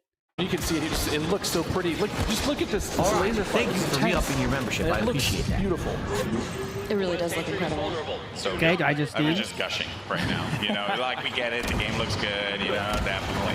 Oh man, well that was awesome. And overall, I mean, you know, I have to say, like, I can't wait to get my hands on it. I can't wait to coordinate with my friends. You know. Oh, look at iJustine here. What is she doing? She's adding nothing here. What the fuck? Why don't you get a real gamer? We need fucking the World of Warcraft guy here to tell us about his thoughts. By the way, sorry I was being silent. I'm trying to hear exactly what DSP thought here. Because if that's it, it's incredible, right? If that's that, you see what happened there, right? So they're all gushing about the game. They're all saying amazing things about the game, which is kind of what they're supposed to fucking do. And he says, yeah, the game looks great, man. We're all gushing here. But yeah, the game looks awesome. Did you see a moment of realization that he was going to get fired if he doesn't say something positive? Imagine coming to that conclusion here. Like, I don't even think it was a bit, to be honest. I think it's like, yeah, we're talking a lot, man. We're saying a lot of good things about it, but to be honest, this game looks awesome. That's what I took from it, but let's hear it again. So good. I was just gushing right now. You know, like, he said, so good. We're just gushing right now. We get it. The game looks good. You know, we get it. The game looks good. definitely. Oh, definitely. Man, that was awesome. And that was overall, awesome. I mean, you know, I have to say, like, I can't wait to get my hands on it. I can't wait to coordinate I can't wait to with get my hands friends, on it. You know? So, okay, this is dumb. But I do want to hear this story again, because what? What is he even thinking about? That he works for EA. Looks dead at the. That was awesome. And the thing, iJustine, okay? Forget the guys in golden whatever, guys to the left, and says, so what did you think? Okay, so what did you think? Did that even happen? Definitely. So It's intense. And it looks beautiful. It really does look incredible. So good. I was just gushing right now. You know, like, we get it. The game looks good. You know, definitely. Oh man, well that was awesome. And overall, I mean, that was the awesome. He did mention the awesome, but it's just totally nothing. And the golden, I forget the guy's in golden whatever. He goes, oh, that was awesome. And the EA. So he did say the awesome. You hear that? He did say awesome. And yeah, EA employee. Oh, so he's talking about the middle guy, maybe? Looks dead at the camera and he goes, not bad. All right, so maybe we're not there yet. Okay, let's give him a chance. You know, I have to say, like, I can't wait to get my hands on it. I can't wait to coordinate with my friends, you know, and destroy the clone scum. I can't wait for that. Yeah, you know, exactly. Separatists all day. Well, guys, that was so awesome. Now, if you guys are in LA, you can come join us at Okay, well, okay, the middle. Okay, this is the definition of wasting time here. But I still don't get it. So you're saying the middle guy here? Let's go back to when the middle guy's talking. The crap out of Darth Maul. Oh man, he was our MVP. Uh-huh. Look at that. Nice stuff. Muso, congratulations. 30 think. Oh, here we go. Here we go. Here's the moment he's talking about. iJustine, in all her beauty and wisdom as a host, beautiful professional job as a host, is going to turn to the left and ask him what he thinks. Let's see what he says. My goodness. Well, guys, that was it. What did you guys think? Intense. Not bad. Actually, I'm lying. It was freaking awesome. I love it. Oh my God, that's it. We found it. Are you serious? There it is. Bill has so little social understanding that he thought that was not a joke. He didn't understand that was a guy's bad attempt at a joke. Oh my God. Amazing. Dude, this is the kind of shit you can't find unless you do these kind of like, you watch way too much and go crazy yourself. But let's hear that again. All right? Let's hear that again. Nice stuff. Musso, congratulations. 36 kills he ended up picking up there, man. 36 kills. Hear that excitement in his voice? 36 kills, dude. That's awesome. My goodness. Well, guys, that was it. What did you guys think? Intense. Intense? Not bad. I'm lying. It was freaking awesome. I love it. Dude, that's amazing. That's amazing. It's so good. It's like... Now, remember, we'll move past this, I promise. Some people are probably annoyed in wherever you know, but let's listen again to what Phil said the guy did. He looked at the camera, realized he was an EA employee, and changed his mind because he didn't want to be fired. I am not lying. I am not adding any humor to that. Okay? There's a moment of realization that this gentleman has in between saying it was okay and then saying it was awesome. Okay, so let's go again. This is the last time. We're going to move on positively. This is more insane than I ever thought it could be. Okay, so here we go. In Golden whatever, he goes, oh, well, iJustine turns to the two. Notice how he says iJustine. iJustine. I mean, whatever the fuck, the fucking bitch. Okay, speaking to those other guys. leave it to the fellas, honey. Anyway, let's go. Guys to the left. And says, so what did you think? And the Golden, I forget the guy's name, Golden whatever, he goes, Showers. oh, that was awesome. And the EA guy, EA employee, looks dead at the camera and he goes, not bad. And everyone's like, and then all of a sudden, like, he had a moment of realization. Moment of realization? That he works for EA. And that he was works for supposed EA. to kiss the game's ass. And he goes, well, actually, what I meant was, oh, that's great. It was amazing. And what I meant was, the game is awesome. everyone laughed fucking hysterically because it's like, oh. Everyone laughed hysterically. All right, so now we're going to watch the other clip one more time. We need to look for a moment of realization. The guy stumbling on his words, trying to explain how awesome it was, right? And then we're going to hear the whole crowd laughing hysterically. You ready? You ready for this? Big ups real quick to Raven Cassidy. DSP is barely a real human, not recognizing that joke. Absolutely true. Absolutely true. Let's go. Let's hear it one more time. Let's let the beautiful iJustine set us up here again. Musso, congratulations. 36 kills he ended up picking up there, man. Last time. Well, guys, that was it. What did you guys think? Intense. Not bad. I'm lying. It was freaking awesome. I love it. It's so good. It's like, I love the class-based gameplay personally. Oh, look at everyone cracking up. This is so fucking deep, but is this dude right here smiling to the right of Justine literally what he thinks everyone's cracking up? Is that what it is? Maybe when you're that deep in the gin, you can't see the whole screen. So we like looked at that dude like, everyone's fucking losing it, dude. Oh, fuck. iJustine's still there. Hate her. That should be me.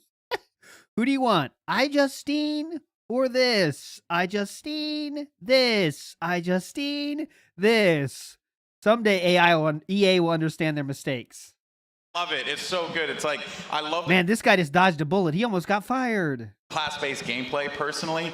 We're moving past the pod. Just want to make sure Phil doesn't say anything else about iJustine here. Oh my god, the guy literally admitted he doesn't think the game's great, and then had a fucking moment of realization and had to correct himself so he doesn't get fired. It was so funny. It was so fucking good.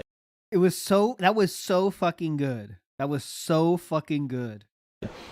Then, wow, almost like out of nowhere, what happened? They start talking about another game, a mobile game. There was no transition. All of a sudden, iJustine just turned to the guy, the Golden Boy. I guess it's Golden Boy, people are saying his name is.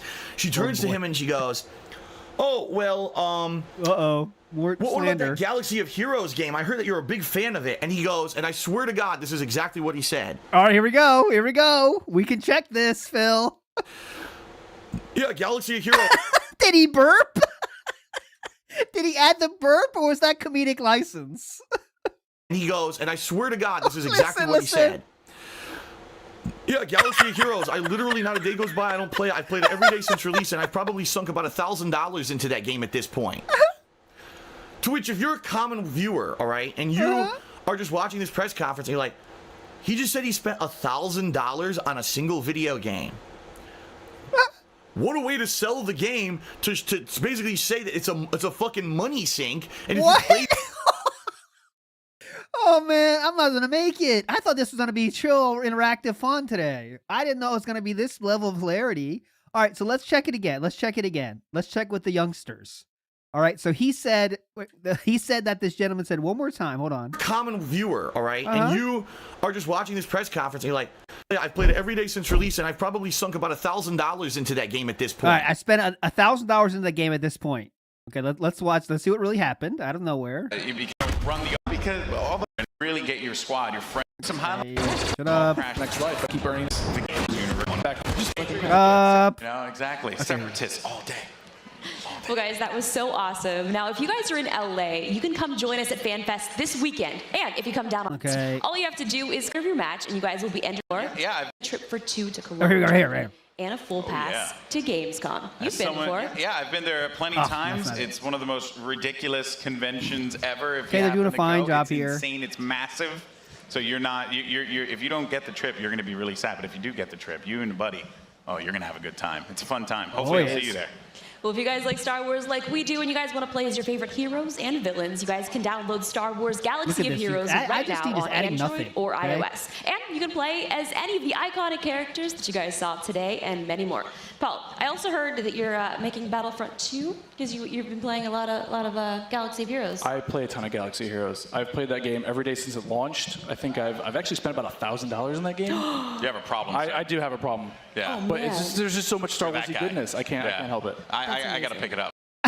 Okay, so Phil wasn't lying about what was said there, but it's actually professional. It's actually a positive. He loves the game so much, he spent that much on it. It's what they're trying to do there, you know? But as a common person, you think that's a negative somehow? Swear to God, this is exactly what he said. Let's hear what he said.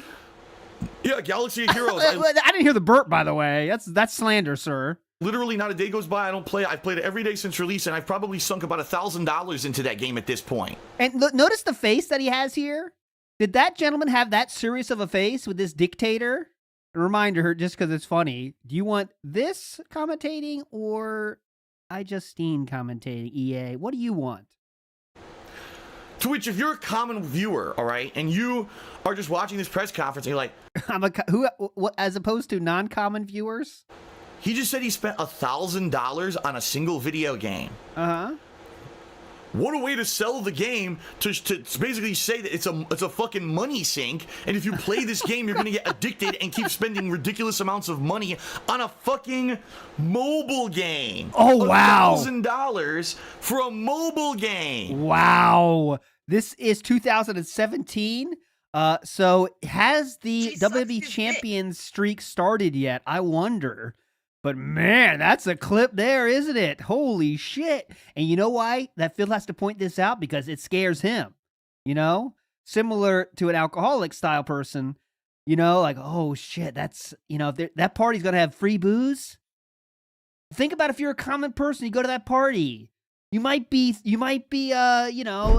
enticed to take a drink, okay? That's exactly what it's doing here. Okay, exactly. Huh? Listen. This party is going to have free drinks no matter what the fuck you want, we could order for you. Think about if you're a common person going to that party. You might be enticed to drink your head off, okay? Come on. You serious? Oh, thank you, Monkey Spank Snitchinator. The streak was already going on at this point. So while it wasn't quite as robust as it is now. Holy shit, man. That's why he's scared of it. He's like, I might actually spend $1,000 on this game too. How do you have enough of those games? Game to basically say that it's a fucking money sink, and if you play this game, you're gonna get addicted and keep spending ridiculous amounts of money on a fucking mobile game. $1,000 for a mobile game. Oh, he checked real quick, make sure that screen wasn't showing, didn't he? All right, if you want to green screen that up, go ahead. Let's get a good green screen pic. There we go, right there. That's the money shot. That's going on Twitter, right there. Do your worst. Oh God! All right, let's go. Game. And he actually admitted this.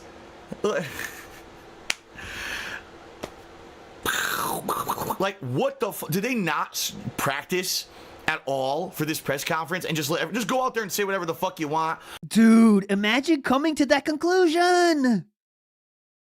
I have to play. You should try it. Yeah, I know my brother. He was going nuts about it, so I guess I have to make it happen. Yeah, I was actually playing. I started playing in December, so around the holidays, that's pretty much all I did. Look at these people. Look at these guys. They just don't know what they're doing. Do they even practice this? What the hell? It's just all right. Sorry, I'm busy. Well, thank you guys so much for joining us here. Stay tuned to. They're doing a very adequate job of presenting games. Battlefront2.com for more about the. Did they just get these random people off the street? I mean, iJustine. Such a little bitch. She's not adding anything. She's vapid and meaningless. This Golden dude, whatever, almost got fired because he realized that he was supposed to say something positive. That's when you just have to say something negative. Well, first of all, you're so jealous of everyone involved that kind of gives you a predisposition to be negative. Obviously, that's true. But to come to these conclusions out of nowhere, it's one thing to be like, fuck, I wish that was me, man. I wish I was Justine. I wish I could be up there and be iJustine. But it's a whole other thing to put words in everyone's mouth and assuming what they're thinking, like they fucked this thing up somehow. Let's get real. They didn't fuck up shit. They did a fine job. But someone on Earth has to find the negative in everything and says that. Big ups, Joey Rivera. Just came by to ask if you ever punched a bee while killing, oh God, at an airport. Killing time at an airport. I've never punched a bee while killing time at an airport, no. I have done it at a port of call, though, okay? We don't really care. We're EA. We're rolling in fucking dough anyway. Like, if anything, that would actually deter me from playing the mobile game, knowing that this guy sunk $1,000 in the fucking game. He plays it every day and he can't stop playing. Yeah, that would stop you. People with no control have to watch out for that kind of stuff. So then, all right, basically they cut back to the main stage, and the guy who was kind of the presenter was like, well, that was, you know. Everyone that has power, everyone that has like a position of prominence gets that treatment. All right, this kind of presenter dude, you know, whatever, you know. This kind of presenter, I don't know, whatever the fuck, you know. He has to talk down on them. They instantly get negative talk. Thanks for watching. I hope that you liked it. And then all of a sudden they leave and you're like, is it over? Is it not over? God, you know what? This could be a good new series. Is we go through his coverage and then watch the real thing and then see the discrepancies. Because I bet they are robust. If this is anything to go by. We watched 5 minutes of this video. We found two batshit insane things. So that's an idea. And then they cut to a trailer about this Star Wars Galaxy of Heroes games that has no audio. It's silent. And you're watching, like, is the press conference over? What's going on? So they start playing the trailer, no audio. Then all of a sudden, like 30, 40 seconds into the trailer, then the audio kicks in for the very end, the butt end, which is too late because you already missed all the stuff that they were trying to present. Why'd you add butt end to that? To the end, the butt end. Like, why would you say that? It's just weird. The trailer. Then they cut outside to a group of people who are presenting the game Star Wars Galaxy of Heroes. So you're like, oh, it's continuing. The E3 press conference is still going. So these two people come out. There's this girl and this guy, and they're talking about the game. The guy announces there's a new character, Admiral Thrawn, and I actually am familiar with Admiral Thrawn because I read the comic series. I myself am a bit of an Admiral Thrawn expert. That's what it sounded like to me. I myself am a bit of an Admiral Thrawn expert. Character Admiral Thrawn, and I actually am familiar with Admiral Thrawn because I read the comic series. I think it was Shadows of the Empire it was called or something. I'm a bit of an Admiral Thrawn expert myself. Like that. It takes place directly after the events of the original Star Wars trilogy when Leia and Han Solo actually get married and have kids and stuff like that. It's a really interesting comic series. If you haven't read it, I recommend you do. It actually is really good. So more grave dancing. Big ups, Logan. Say more grave dancing. Big ups, butt end and familiar. Oh, I am familiar. I don't know if you're aware of this, but I am familiar. Now he's the new character in the game, and then the guy black and white right side of the Cannon Brothers. That's a hype. Now you got to find the left side black and white. You could be doing that for a while. That could take years, maybe millennium. Instead of saying he's really cool and here's some cool abilities, literally goes into God, I'm really thinking about it literally counter. Mind-melting detail about you can have this stat boost. Mind-melting detail ye can have. I mean, the gin was flowing at this point. Oh, God. When you see the 6th star light up on your most recent pull. You're praying for it to turn into the Hogan right there.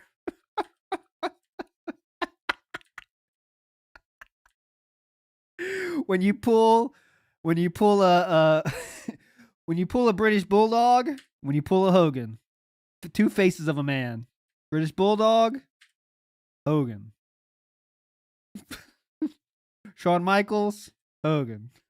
Mind-melting detail about the... You can have this stat boost. Oh, by the way, I rewinded for ye, and it definitely was a ye. One more time. Let's do that one more time. Sorry. This is so stupid.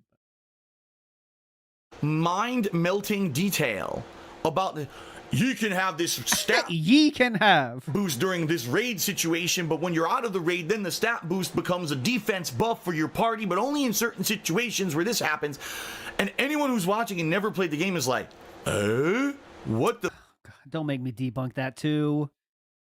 Oh no, this is the end of the press conference, so they must be talking about something else. Fuck it, because there's no more in this video. It's at the very fucking end. But I want to hear this mind-melting detail, but I'm not searching for it. It's not worth that. Why is he going? Right, I think he's done. The press conference is over. Yeah. It actually did end, but they didn't have like a formal, this is the end. They just cut to more fucking trailers, probably in a desperate attempt to get you to watch and or buy other products because no one's going to fucking buy them otherwise. So that... I got to hear that again. I have no clue what he's saying here. The end, is over. June 15th or whatever. Then all of a sudden they cut to another trailer and you realize the press conference is over. Yeah. It actually did end, but they didn't have like a formal, this is the end. They just cut to more fucking trailers, probably in a desperate attempt to get you to watch and or buy other products because no one's going to... What? Okay, Fairfield College, we need to revoke this. They're playing trailers at the end of a press conference, and that's... Why would you... Why is there any other reason to play a trailer in any case than to get you excited about a product and buy the product in or whatever way that is? Why would you ever... What is the other point of a trailer? Probably in a desperate attempt to get you to watch and or buy other products because no one's going to fucking buy them otherwise. So that was the... No one's going to buy them otherwise because there's a trailer? What, you want credits? EA press conference, all right. By far, the highs for me at the press conference was this new game, A Way Out, looks really good. Original concept, co-op, jailbreak, and then survival on the run kind of gameplay once you get outside of the jail, which looks really neat. And survival on the run style gameplay. And definitely looks good to me. I definitely want to play that game next year. And Star Wars Battlefront 2 looks good. They directly listen to all the feedback from everyone out there who could criticize the first act that there is. But they could have just done Battlefront 2 and A Way Out, and this press conference could have been 30 minutes long, not 90 minutes, because the other hour was completely wasted time. Oh God, we got to see his notes. There's writing on this paper. Oh, it's too blurry. I want to see how he puts his notes. But you see the chicken scratch. This is how he also does his budgeting. Zoop. Oh, you want... oh. Adam Krigler, you want to see these? Want to see my bills? I have it right here. Hang on. Wait. Oh, Adam Krigler, you fucking idiot. You want to see my bills? I have it right here. Whoop. Zoop. You fucking idiot. Said I never saw my paper right here. YouTuber segments, streamer segments, YouTubers who forget their fucking lines, iJustine, and a bunch of overinflated sports coverage bullshit that didn't sell games and didn't make EA look good at all. It was just a fucking waste of our time. Once again, EA's press conference was absolutely god-awful. What it was do you want really them to terrible. Do? I don't really want to rate it because what I'm going to do is watch all the press conferences and then rate them against each other at the end of the week when I do a podcast. But it was just groan-worthy. Like, again. You saw the parts we saw. Were they groan-worthy? I mean, I'm not saying it was the best thing on earth, but it was a fucking press conference. It looks like a normal press conference. Way to show EA that you are completely out of touch with the common gamer. You are the grandpa of the gaming publisher world. Yep, trying EA. to be whatever happened to EA, you know? hip with the youngster kiddies, and you don't hip with the youngster kiddies. get what people actually want to see at E3. You wasted all of our time for an entire hour today. You could have shown the 2 good things and ignored all the other crap, and everyone would have loved the press conference. Yeah, so what do you have, a 15-minute press conference? That's real cool. Yeah, let's have a 5 minutes press conference. We say, hey, we're releasing Battlefront 2 and we're doing Need for Speed Payback. You enjoy, get the fuck out. Buy our games. We don't do trailers. We don't want to appear desperate. You don't know what you're doing yet again. I mean, every year this happens, and EA does not fucking disappoint. And that's why EA went bankrupt right after this was released. We never heard from them again. So. Yep, Phil should be the CEO. Time to do some final grouping of shout-outs here. No shout-outs. I want to see the fans' reaction here. So we got nice review, Phil. Good stuff, Phil. Phil, great work on the review. 2905, you're welcome. Let's see what that is. The host of this fucking gameplay segment of Battlefront 2. Ah, that hilarious moment. Hilarious moment. Phil looks kind of sharp with the slick-backed hair. I was waiting for your review. Oh my god. Anyways, nothing else good. I was unbelievably disappointed with that conference. Let's hope it's good. All right, I'm done with this. This is nonsense. All right, but now we get to the fun part, and we'll keep this visual up. Big ups, Raven Cassidy. Cat's tears. First time that's bold, I think. He has a business degree and is also an empath now. Yeah. By the way, I mean, anyways, let's move forward positively. I'm not going to get into that. But this is where the fun begins, because there was a stream he did, around this time. And he decided to write something in his chat during setup, okay? During setup, and he says, just get my coffee, everybody. Be up there, that kind of talk. He did this, all right? So he wrote the following in his chat. I do want to show you this. And I'll read this to you. This is the words of Darkside Phil. This is not the words of ALT or anyone associated with that being said, WPIG, Snortwave Records, Steve of the Dead Enterprises, Fantastic Mr. Sam, Fantastic Company. None of that. iJustine is busy getting gangbanged by EA executive staff all weekend. The only fucking reason she was actually hired in the first place, LOL. He follows it up with, iJustine only plays games when she can make a huge paycheck. And he says, she's the ultimate sellout. All right, that is what he put in his chat of his own his Twitch stream. Okay. All right. Well, we're gonna move forward positively. After this moment, people were tweeting iJustine with this. This is already the time when there's already trolls around DSP. Obviously, 2017. So a lot of people were trying to get iJustine to comment on that.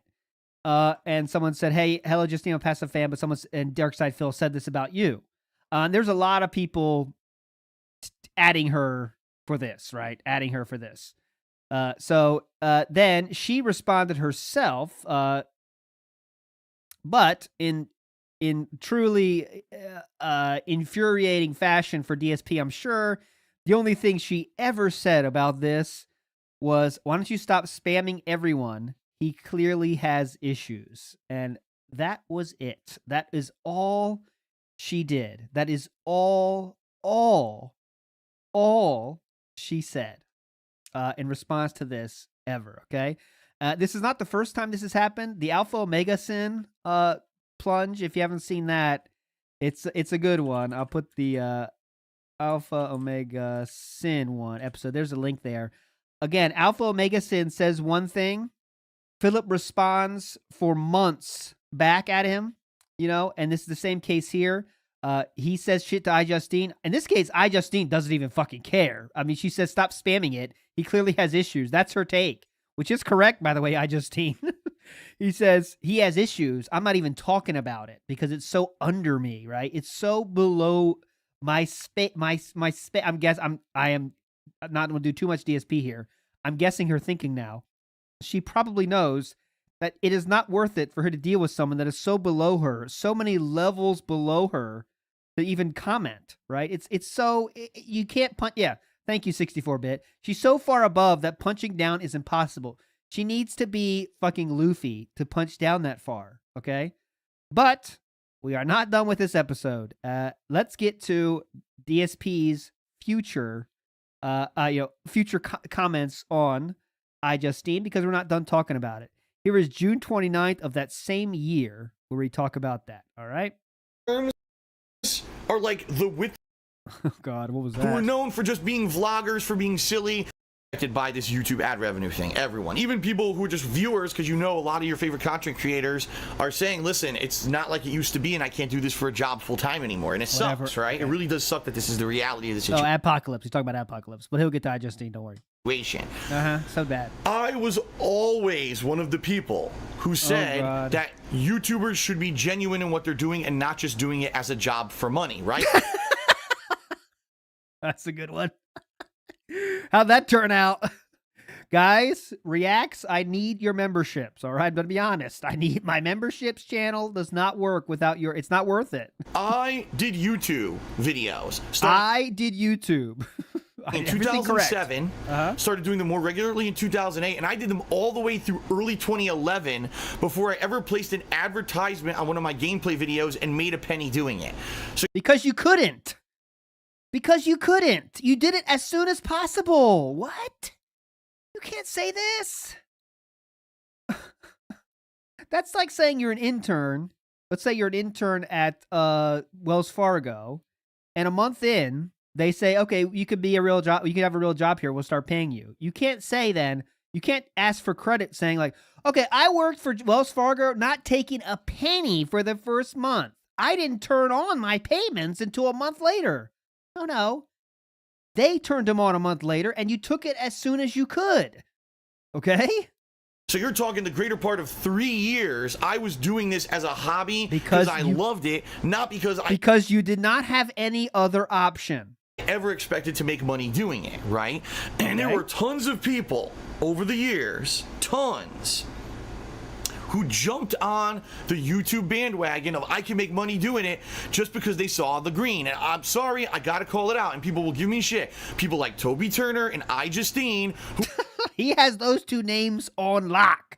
They have so much real estate in that mind. They're inside the hat right now. They own the hat. They have so much real estate in the mind, they own the cowboy hat. We're known for just being vloggers, for being silly. You know, they're attractive people, so they got popular on YouTube. Attractive people. Shout outs, Toby. You are attractive. Shout outs. Philip Burnell would like you to know you are attractive people. And iJustine, of course, is attractive people. Because people wanted to see attractive people do vlogging and jokes and stuff. Oh, wait a minute.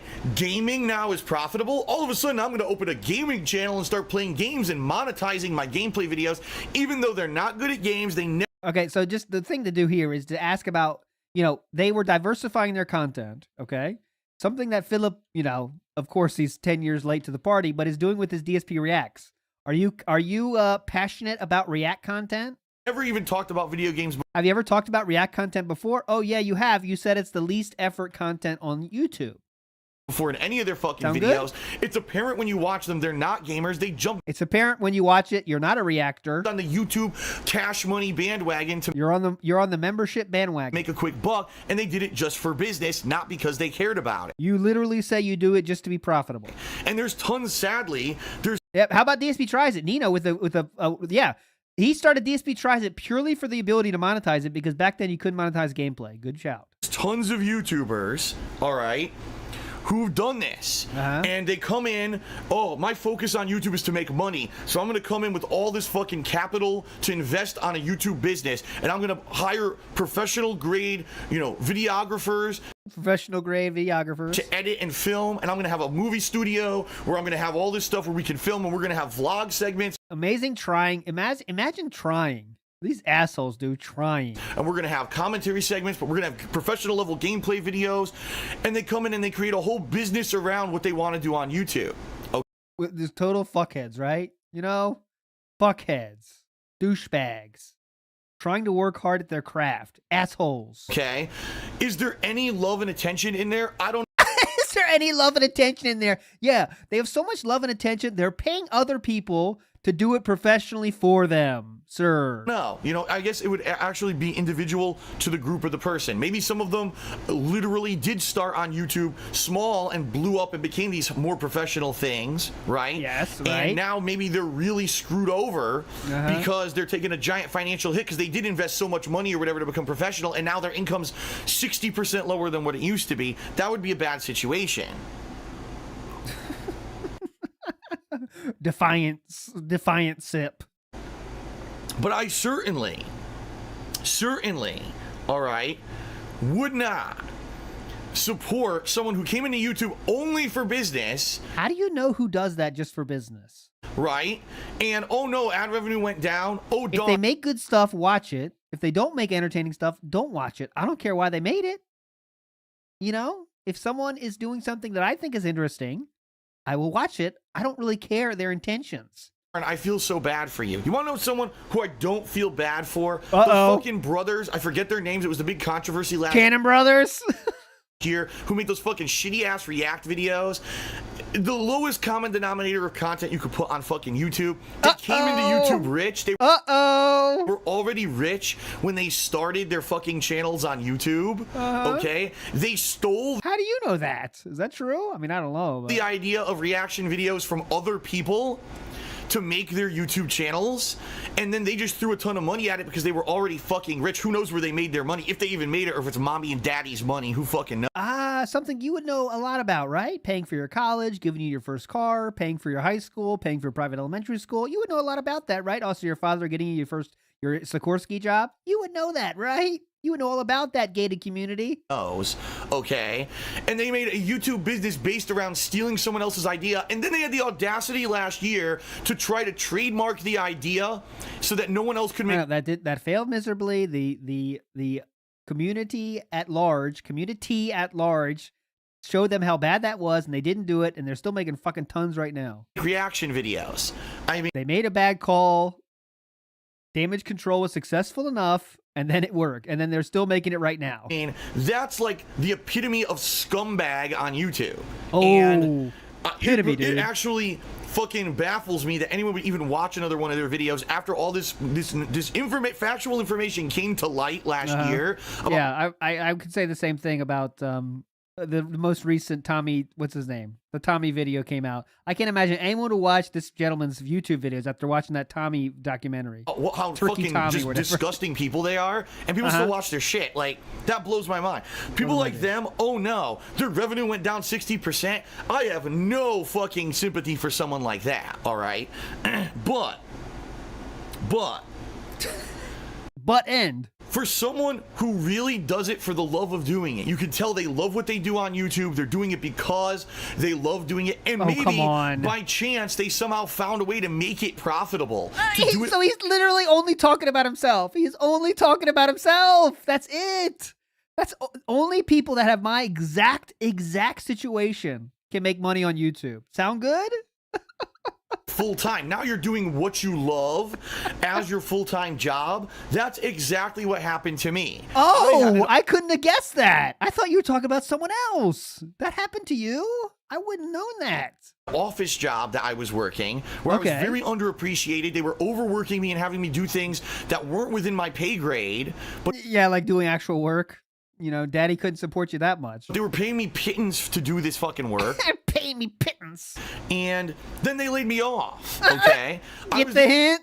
Doing YouTube for 3 years as a hobby, and just by chance. So important to the company, they laid his ass off. You know what you do with this I don't know if you guys have business degrees, adult with a business degree. You definitely do. If you have a company and you have like most important employees, you lay those people off, okay? That's how you get them. That's how your business becomes more successful, is laying off the people that do the most work for you. It's a very high level tip. I don't know if you ever heard this one before, but that's what all companies do now. It's really cool. Really good strategy. It so happened that when I got laid off, you could start monetizing gameplay videos on YouTube at the time, and I just happened to have a contact who led me towards Machinima, who So as soon as you could, you monetize yourself. That's what you're saying. You monetize your videos. Okay. And it all worked out. So here's someone, I was passionate about games beforehand for 3 years. I started doing it as a job, and I was able to do what I loved while make money. That's like the ideal situation. People like that, I feel really bad for. So he's feeling bad for himself. He's explaining why he feels bad for himself. If now, all of a sudden, now they can't do it anymore because maybe they were, they weren't super filthy rich. They weren't making tons of money doing it. And then all of a sudden now... $200K a year. Now he's way down, of course. Now we're in 2017, so the decline is already in full effect here, but still making good money. Their ad revenue goes, boo! And... You know what I mean? Now I got to go back to doing a 9-to-5 job. There was a girl. Uh-oh. Who's this gonna be? There's a girl. Hang on to your butts. Who does YouTube videos, and someone just linked me to her video randomly. This was when YouTube ad revenue started plummeting. And this girl, apparently, she was in like either architecture or engineering. And she says, literally, I did that job as just busy work. I didn't really like it. I had no passion for it. I was good at it, but I used it to pay the bills. But then when I started doing YouTube, I started making money doing YouTube, and I turned this into my job, and I love doing this. And now I can't do this for my job anymore, guys, so I'm gonna have to stop making YouTube videos, or I'm gonna have to make less YouTube videos because I have to go find a job in that field again. Those people I feel bad for because they did nothing fucking wrong, right? What did we do? We just kept putting out... What did we do? Content that people watched and liked. We can't watch. The iJustine part is long gone now. We should be moving on, but this is so fucking insane. This is Ask the King 65, so we'll get to this in the Ask the King series. And fucking, it was YouTube that fucked up and screwed those people over. Was she cute? I don't even remember what she looked like. Someone in the street said, was she cute? I don't even remember what she beat off to her once, but I can't looked remember. like. I have no clue. I'm married, dude. But that being said, the question here is, where do you think the line is I forgot the question. Let me check myself up. Let me check it again. drawn between doing what you love and making money? We're not hearing this again. Okay, we're not going through that again. Next mention comes in 2018. All right, 2018. We're moving up to another Ask the King. Used to do that. And everyone has different tastes. That's the right way to approach it. Back then, I didn't used to do that. But this is after he changed, okay? He's already changed at this point. The only thing people want to remember is the Phil from back then who used to be a dick, and not the new guy who's really matured and changed over the last 4 or 5 years, and I've really made an honest effort to do things more positively, right? Over the last... So he started changing in 2013, and now he's more positive. This guy's more positive, okay? Now we're dealing with the already positive style Phil. Okay, here we go. So what I could say is this. What can you say? I've learned over the years to have a much thicker skin. I mean, if I literally just let every little thing that happens to me on a daily basis... You've also learned to have more oozy skin. ...get to me, I wouldn't be here. I'd be in a nut house. I'm not even exaggerating. I'd be in a nut house in a fucking straight jacket, the funny farm jacket, the white... Yeah, the funny farm jacket. So bounce it off the fucking padded walls. Because I can't, for the life of me, at least in the last 3-4 years, cite so many horrendous things that apparently I've done that people would hate me. The things that they reference are ludicrous, absolutely ludicrous. Like what? What's ludicrous? Oh, Phil was playing VR chat and a girl insulted him, so he said he was going to slap her. That didn't happen. What? I'm going to let him talk here, but I don't want to bring it up. I could. What I said was, if there was a kid like that, they deserve to basically, I would slap the kid because they're basically acting like that, right? What? Okay, hang on. I'm going to have to play that to see where it's going here. Okay, I got it here. I got it for us here. Let's see what he means there. Okay, so let's see what he said here. I didn't even do that. Let's make sure we get the full context. He said he was going to slap her. Oh, what I said was, if there was a kid like that, they deserve to basically, I would slap the kid because they're basically acting like that, right? And if there was a kid like that, I would slap it because there was a kid so wait, so let's first agree to what he's admitting. He's admitting that if there was a kid like that, I would slap them like that. Okay, so I would slap the kid. That is what sir, that is my defense. The defense rests. If there was a kid like that, I would slap a kid like that.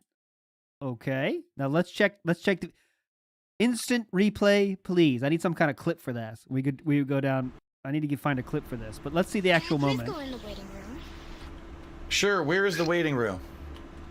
Right behind you, idiot. Big ups to Cringe is Eternal, by the way. That's where I got this link from. You click on that. Just walked in the door. I'm trying to figure out what's going on. Are you talking to youths here? Well, if you look around, you would have been able to know. It literally says waiting room on top of it. Wow. You're quite rude. Wow. I'm 11. Deal with it. You're 11? Yes? Look at him carefully watching that she got far away. Oh, she's farther away. Now I can say this. I'll put it in place here. And your parents bought you a gaming PC? What's wrong with this picture? That is the worst comeback in the history of humankind right there. Your parents bought you a gaming PC? What? Is that your comeback? Your parents gave you stuff because you are playing VR chat? That's all the information he has. Wow. Man. Yeah. Your parents bought you a car, Phil, that you crashed? Oh, Batman. Oh, Batman. 150 likes attained. Thank you guys for liking the stream today. Yes? And your parents bought you a gaming PC? What's wrong with this picture? Whoa. Probably because I'm part wolf. You click on it, just so you know. You click.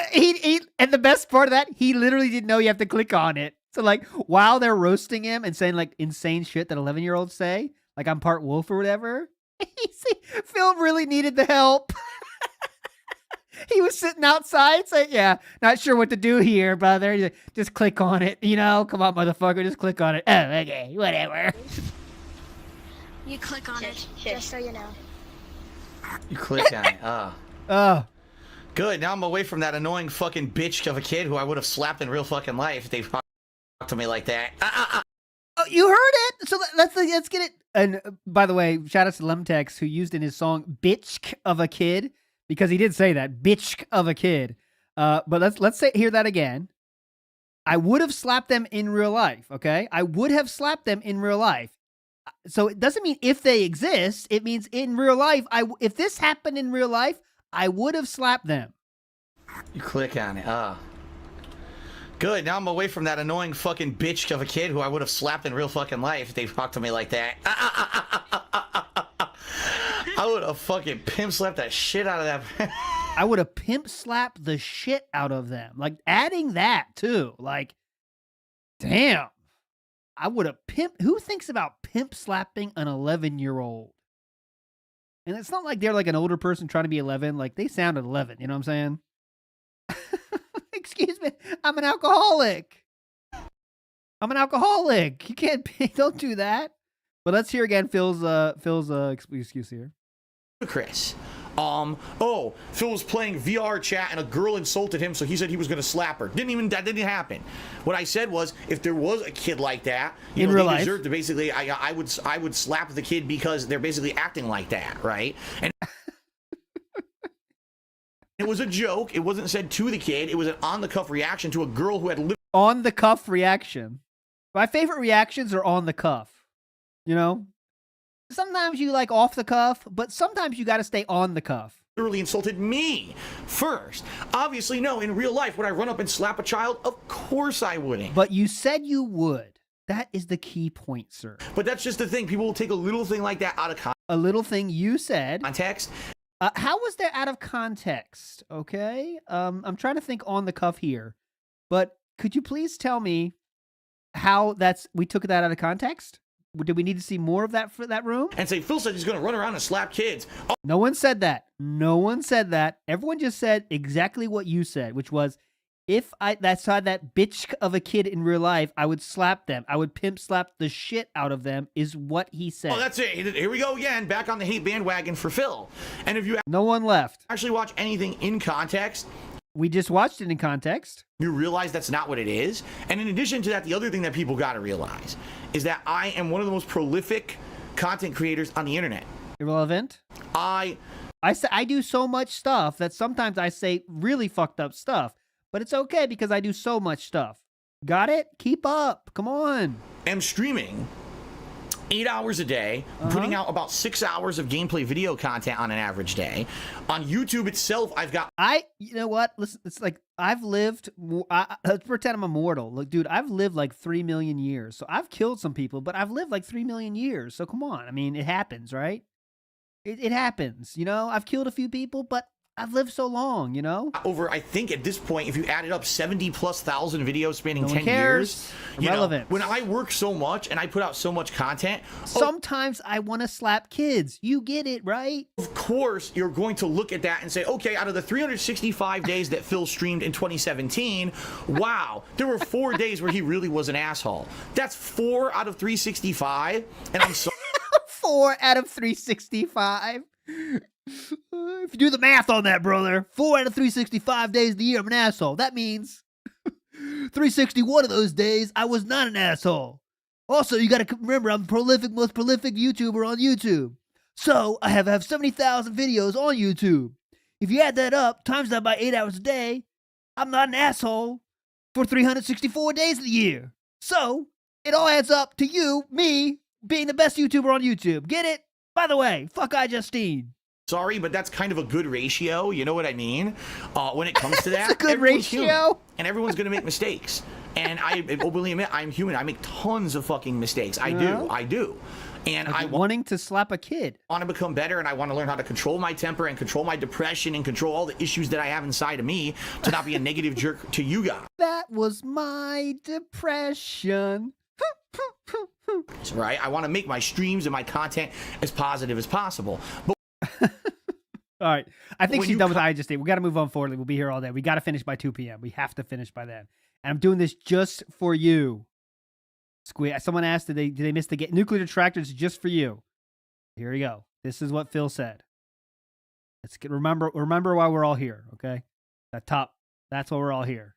You got it? Get that in your notebooks. You'll be tested on this. Going away. Next one. 2019. Here we go. Uh-oh, Minecraft. What? All right, this is crazy. All right, let's talk. YOLO Dabber tipped me $1. YOLO Dabber, says, Phil, shout out. I was trying to think of ideas to help you raise funds, and I was wondering what you thought. For like $10,000, you could Skype with you-know-who and just talk. I'm sure it would draw a ton of interest. Sorry if this makes you mad, not my intention. You should Skype with you-know-who. So I'm interested in who you-know-who is now, too. All right, so for $10,000... For $10,000, ladies and gentlemen, I agree. I would Skype with iJustine, and I would apologize for my very sexist and nasty sexual comments about her a couple years ago, because I do feel now that those were in the wrong, and I should have never made those comments. For $10,000, I will Skype with iJustine and personally apologize to her for being an asshole. There you go. All right. We'll do it. Where's the money? Is it coming tonight? $10,000 coming over? All right. Let's do it. All right, so I want to go through with that. I want to go over this. There was no talk of iJustine before that. This is Phil pulling this out of his hat, pulling this out of his ass, by the way, in 2019. Hasn't said anything about iJustine since then. So that person said you-know-who, and I'm assuming by you-know-who they mean Leanna. I mean, I don't know, 2019, who else could that be? But he is saying that I will only say sorry for $10,000. And just randomly bringing that up. Randomly saying that. And he now knows it's bad, but he needs 10K to apologize. And there he's laughing at his own joke. Mr. Papa Vera Charity said, when you see the tops of carrots, potatoes, and beets, they're matured. Papa Vera. Also, depending on how much bone meal you have, you can walk down the path across. God, Papa Vera, getting his rocks off right now. All right, that was that one. 2020, now we have a retrospective marathon here. The characters. Right? I don't even know who the fuck these characters are. I really don't. Oh, real? I thought you were a real gamer. So Phil is looking at his old layouts here. Characters, right? I don't even know who the fuck these characters are. I really could be don't. John Rambo. Could be. I guess that's one of the gods touching Khetshow. No, that might be, what's his name? Look at this real gamer. Doesn't know the characters he used on his YouTube profile. Very real gamer. Not Khetshow, but the other guy from Assassin's Creed 2. Who's that? There's Master Chief. That's the guy from Crisis. I believe that's the main character of Silent Hill 2. Obviously, this from Red Dead Rising Revengeance. This is is what's her name from BioShock Infinite, Spider-Man. Obviously that's Lightning. I was hoping he'd fuck that up. That's Tifa. Lara Croft. I don't even know who that is. I guess it's supposed to be the female Shepherd, maybe. Yeah, N7. That's a female Shepherd, Commander Shepherd, right?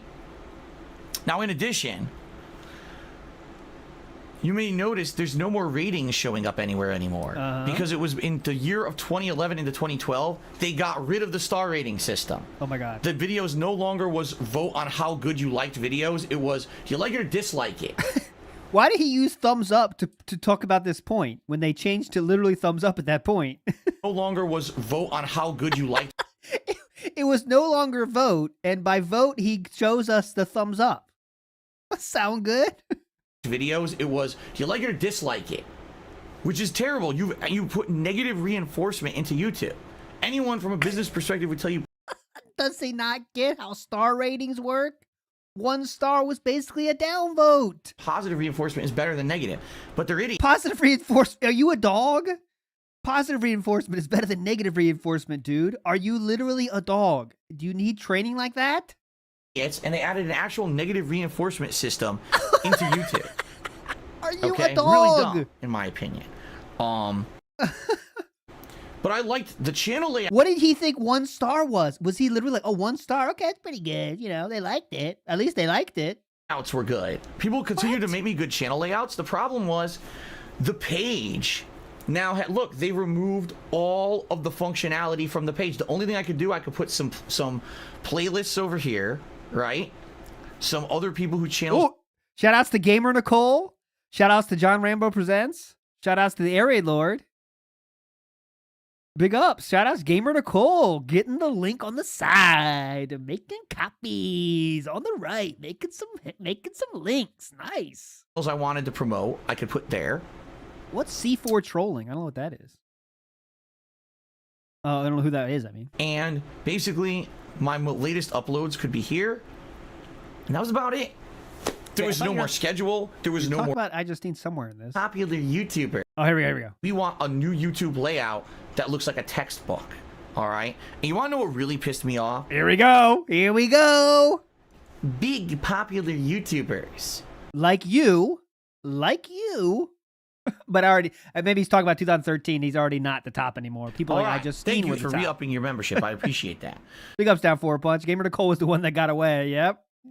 Like iJustine and a few others were given access to this early, and they were paid to promote the new channel layouts. Oh, God. And they were like, oh, it's so good. You could do this and this. I'm like, no, you've ruined it. And so that little apology thought about iJustine is gone. We hate iJustine again, guys. By doing this, you show that you have no confidence in it. You have to pay other YouTubers to advertise your new channel layouts so that they'll get, the channel layout will be pushed as a positive.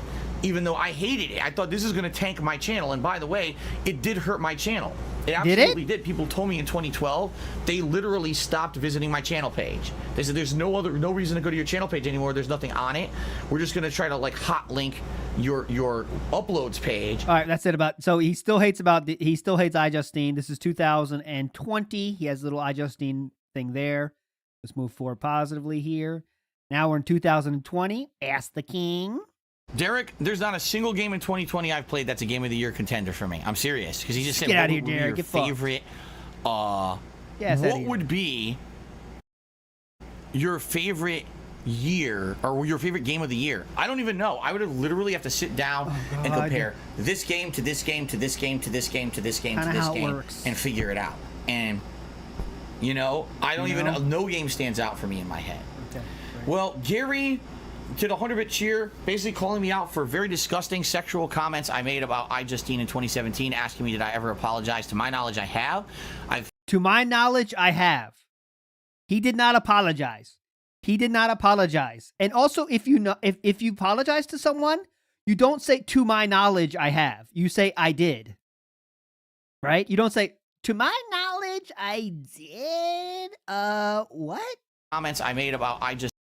Did a 100-bit cheer, basically calling me out for very disgusting sexual comments I made about iJustine in 2017, asking me did I ever apologize. To my knowledge, I have.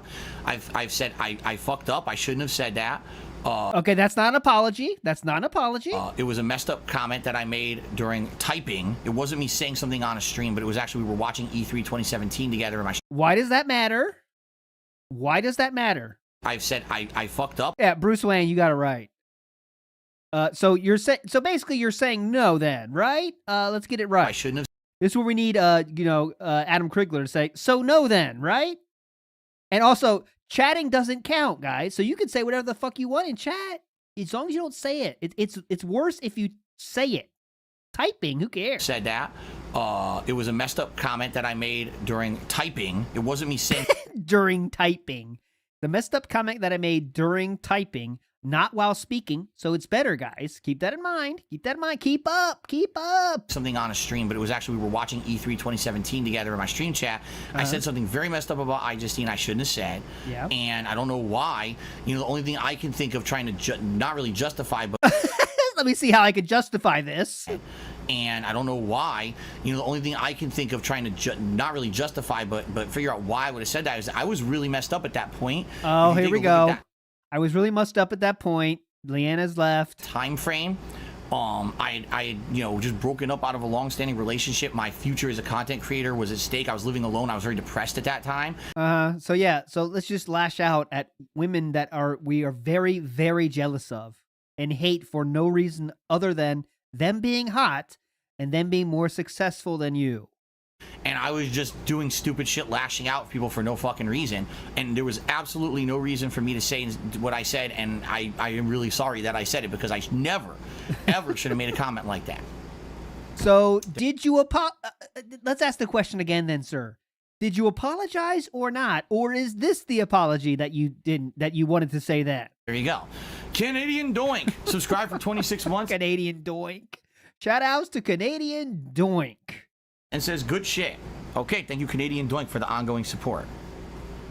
So just to reiterate, he has not apologized. He to his knowledge he did, which we know he didn't. And now he's saying he's sorry. He was because of Leanna, basically. So Leanna, you've taken another one. You made him jerk off, and you made him call iJustine. You made him say, let's get it up. iJustine is busy getting gangbanged by EA executive staff all weekend. The only fucking reason she was actually hired in the first place. Leanna, you got to stop doing this fucked up stuff. You didn't know that? You made Phil jerk off on stream too. You also made him say this to iJustine and type it out, which arguably is worse because you have to type it out and think about it. But cool. Very chill. Very interactive and meaningful. Sitgo did 100-bit cheer and says, would you replay Remedy Control? Get out of here, Sitgo. Sit and spin, Sitgo. Next. 1 year ago. We're getting more modern here. Modern times coming in hot. I am offended. I'm very offended. I'm incredibly offended. I've had enough. I've had it up to here. I am at a 10 out of 10 for being offended. I couldn't possibly be more offended about this. As someone who does this for a living, I've had enough. No, you take control. Let me hear you take Big control Papa now. Phil says, he who creates the rating scale gets to decide what the values correspond to. See, that's correct. Big Papa Phil's correct, but here's the problem. Not everyone uses the same rating scale. I'm getting out of the fuck out of here. Justine, Mary, reading it objective. I am offended. I'm very offended. I'm at a 10 out of 10. Shut the fuck up. Scale gets to decide what the values correspond to. See, that's correct. Big Papa Phil's correct, but here's the problem. Not everyone uses the same rating scale, and that's really the problem. Maybe it's just me, but you know this dragon from, you know the Skyrim dragon? I always thought it looks like a ripped sports bra. Like I always thought this, the logo of Skyrim's in the middle, and then the wings are like ripped sports bra straps. I always think that when I thought, oh no, that's the Skyrim's dragon. When you have aggregate sites like Metacritic, taking everyone's subjective rating scale, but then they're collectively taking all that stuff together and treating it objectively, that's where the problems begin. Okay. That's exactly where the problems begin. When IGN, GameSpot, Kotaku, what's the other one? Kotaku. There's like 5 or 6 big major media outlets. And then every little reviewer, when everyone is using a 10 scale, All right, but then but the 10 scale's different for Joe versus Tom versus Dick versus Harry versus Steve, you know. And I should throw in some female names because then people will be offended. Jane, Justine, Mary, Marigold. So that was it. That was it. But I put that in because that was the third female name on his mind. And I should throw in some female names because then people will be offended. So Jane. Jane was first. Justine. Second one to come out was Justine. I thought that was telling. Mary, Marigold. Mary, Marigold. Shout outs to Marigold. That's some good LARPer names right there. Marigold. All right, that was it. 2 more videos. We're almost out of here. The last one's kind of longer, so he did mention her recently, but here we go. He also would attack other YouTubers, notably PewDiePie, iJustine, and Tobuscus. So there we go. That is from the Down the Rabbit Hole, where he mentions that he lashed out at PewDiePie, as we've shown many times today. He lashed out at PewDiePie, lashed out at Tobuscus, and iJustine. How does recent Phil respond to this? Attack other YouTubers, notably PewDiePie, iJustine, and Tobuscus, each for different reasons. While his former fans... I mean, that's true. Where do we go from here? I mean, that's true. Here comes the fattest butt end of your life right here. The fattest butt end of your life is coming. Some were really stupid and others were warranted. Like, iJustine never said a negative word about me, and I attacked her, saying really nasty, disgusting things about her that I never should. Yeah, she didn't know who you were, but you're right about this. At least you're being honest here. Just said, and I feel really bad about that, and I apologize for that because that I never should have done. Oh, finally apologizing. It wasn't my place. I always had this issue with people who I felt were doing gaming on YouTube just to make money. For example, so like you do right now. Okay, keep going. Tobuscus was supposed to be a guy who made comedic songs. All of a sudden, now you can make gameplay videos, and now he's making gameplay videos for money because you can monetize them now. He never did it before. Diversification. But as soon as he can make a buck doing it, oh, he's a hardcore gamer and he's going to play all the games. And he was getting gaming sponsorships and all kinds of shit. There were Tobuscus ads running on my fucking YouTube videos. He still has not let that go. We're going to do that plunge some other day. Tobuscus plunge, but damn. My competitor had an advertisement advertising his channel on my video. How is that acceptable? So imagine that. Imagine YouTube trying to get you into more channels on their site.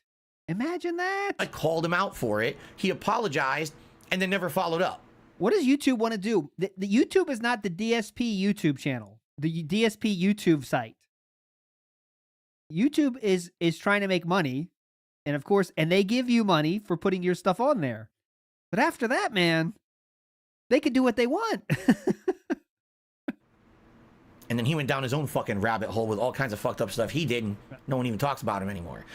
Except for you, because you're still butthurt about it. iJustine, I'll be honest with Pro Jared, we already did Pro Jared, Anonymous Fish. Pro Jared's done and done and dusted, but Tobuscus not yet. Everyone, I never understood the appeal. I don't think she's an informed person on games and never was. She was someone who was doing like vlogs and other kind of content for the internet first. And again, as soon as gaming became profitable because you can monetize gameplay, she's a gamer and she's gaming and now she's somehow a notable person in gaming. So you're still upset about this. So basically, I apologize, but I'm still pissed about it. She's a gamer, and she's gaming, and now she's somehow a notable person in gaming. Because she's professional, looks the part, talks the part, and gets millions of views. Pretty much every checkbox is checked by her. How many of those 3 did you check off, and do you check off still? Admittedly, I said terrible things about her. Oh. I never should have said the terrible things I said about her. She never said a negative word about me. I said bad things about her. I'm 100% in the wrong. I apologize to iJustine and anyone else over the years who I may have offended with saying dumb shit like that. I never should have said shit like that, okay? PewDiePie, I don't really necessarily think that we have real anger towards each other. No, he doesn't give a fuck about you. You're not at the level where those people can be pissed at you. Like, I could be pissed at fucking PewDiePie all day. He doesn't give a fuck about me because I'm nobody. You can't do that. Well, I'm really pissed at Dr. Dre, but you know what? We never really pissed at each other. That's not how it works. You know?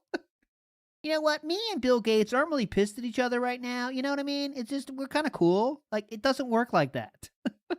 I think that he's someone who referenced me early on in his early content. Then he blew up and became ridiculously popular, and I made fun of him over the years for basically being a guy who screamed at a camera and got popular for doing that.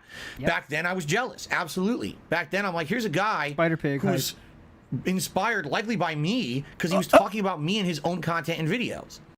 Inspired by me, likely by me. He was inspired. I was inspired. PewDiePie got famous from DSP, basically. He actually, there's historical record. He liked. There's historical records. My videos on YouTube back in the day. And then he went on to be insanely rich and famous while. Fuck, I can't figure that out. Misprint right here. Ghost Like Swayze, a no-star black and white Deadpool. That could be sold for a lot of money. I'm not sure why the stars didn't come up. I just kind of stagnated and declined. So I got I wonder why that happened. Maybe because you didn't diversify like the people you hate so much did? Jealous, and I got pissed, and I said nasty things about him. He said nasty things about me, too, over the years as well. So we've had a little... Nah, he just made fun of you jerking off on camera. That's it. Back and forth. I personally don't think that either of us really care or hate each other or anything like that. I don't think he knows who you are anymore outside of jerking off on the camera. Thanks. Like that. But, yes, from an outsider's perspective, this is true. It seemed like I was picking fights with people who were bigger than me. Why is Phil doing this instead of managing his own business? I totally understand this point. Okay. Claimed that this was a change in character, Phillips' detractors would point to these things as already existing issues becoming more evident. In light of these problems, Phillips' viewership I want to see his response to this real quick. And therefore his livelihood began slipping. Between November of 2011 and April of 2012, he would drop from nearly 13.5 million monthly views to 5.3 million, a drop of over 60%, after which his viewership continued to slip in a downward trend for the rest of the year. Here we go. And it's weird. You know what? He's right, but he's not right, because these numbers are always wrong, you know? Weird because I'm not exactly sure what happened at that exact point in time. People have tried to figure it out. People have tried to figure it out. Who's trying to figure it out? Oh, big up, Green Lobster. Oh, that's funny.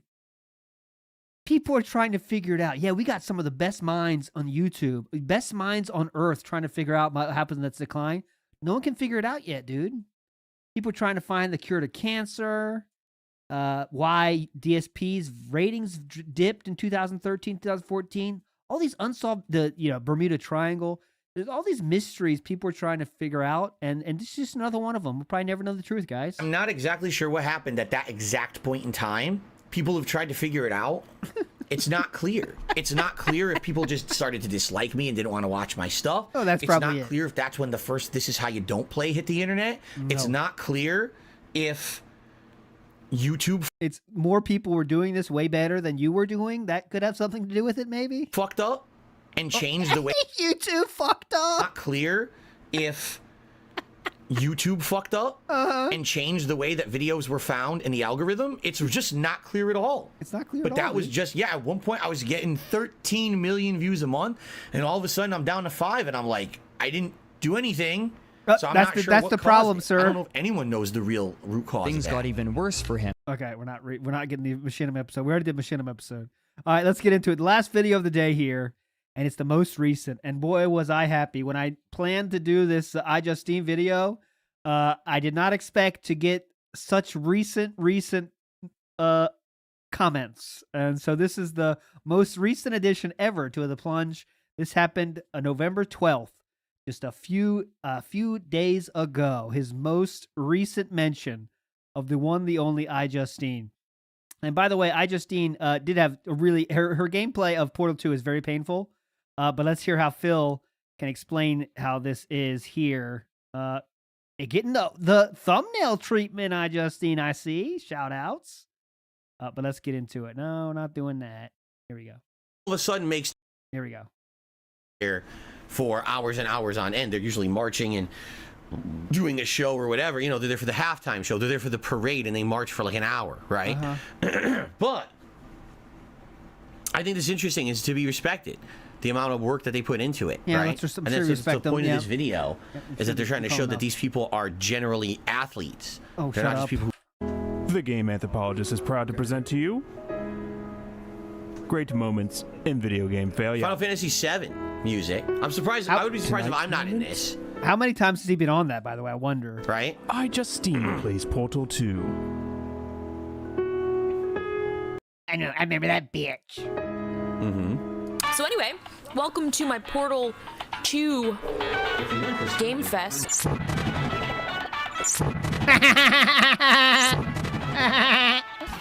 that? I want in there. Let me freaking in there. Okay, here's the problem. Where the heck am I going? Hey! Hey! Hey, looky! Look at me!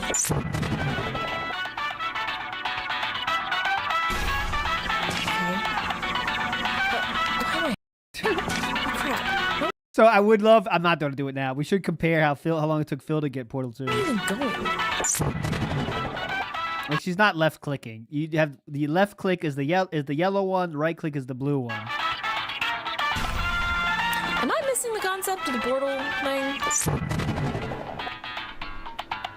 Phil has to draw a fine line here, though. He can't shit talk her too much, right?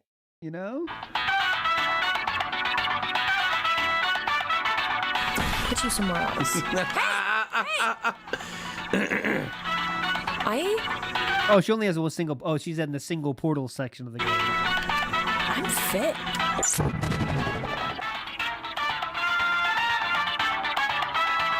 I don't get that comment. Oh yeah, good point there. By the way, this is how you don't play. Basically, her career must be in the tubes, right? All right. Okay. Here we go. All puns aside, all right. And is there any pun? I haven't heard a single pun, but let's put all those non-existent puns aside. Go ahead. All jokes aside here, all right? All puns aside, on the cuff. All puns aside, on the cuff. Yes, I should be clear about something. Uh-oh. All right? Back in the day when I was a full-time gaming YouTuber, which I still am today, although I do a lot more different stuff today than I used to. I used to just play games constantly. You know, back when I was that's a new introduction for him, isn't it? Back when I was a YouTube gamer, which I still am about something. All right? Back in the day when I was a full-time gaming YouTuber, full-time gaming YouTuber, that's exactly what you are now. Once a week you do other shit, but I still am today, although I do a lot more different stuff today than I used to. I used to just play games constantly. You know, today I do a podcast, I do this react show, I do all this stuff. You always did a podcast. The only thing you have is the react show once a week that no one cares about. Go ahead. I was prominent on YouTube for being just a gamer. That was it. I was prominent for being just a gamer. All of a sudden, there was a popular fad that happened on YouTube around the year of around 2011 into 2012. All of a sudden, all these people who were vloggers, meaning people who talked to a camera every day about their daily lives. Some of them were comedians. Some of them did jokes and music. Some of them just kind of vlogged their lives, right? All of a sudden, it became... Still talking shit about her, but let's go. A big thing where all these people who literally never made a piece of video game content before in their lives started doing Let's Plays. That's why? The truth. Because YouTube, around that time, made it possible to monetize your Let's Play if you were part of a partner network. Well, these people already were partnered with these networks for their vlogging stuff, right? Yep. So their partnership program, like Machinima, probably said, "Hey, you should do gaming shit because we got some dudes on here that fucking suck, and they do games and they make a lot of fucking money. You know what? You can do that too." And who would turn that down? So people like Tobuscus all of a sudden makes Toby Games. iJustine, who was not making gaming content, started making gaming content. And what ended up happening was this. Literally, right? So do I need to bring up, this is how you don't play, should I bring up to show how you also fail at games? This, where people who were nice dig, doing it for this. Not gamers. Literally had no investment in games, didn't care about video games at all, somehow became prominent gaming YouTubers. Why? Because they carried their following over from their other endeavors to gaming. Isn't that the case with every single person on Earth that diversifies what they do? Like Michael Jordan releasing tennis shoes? Is that not literally the same thing?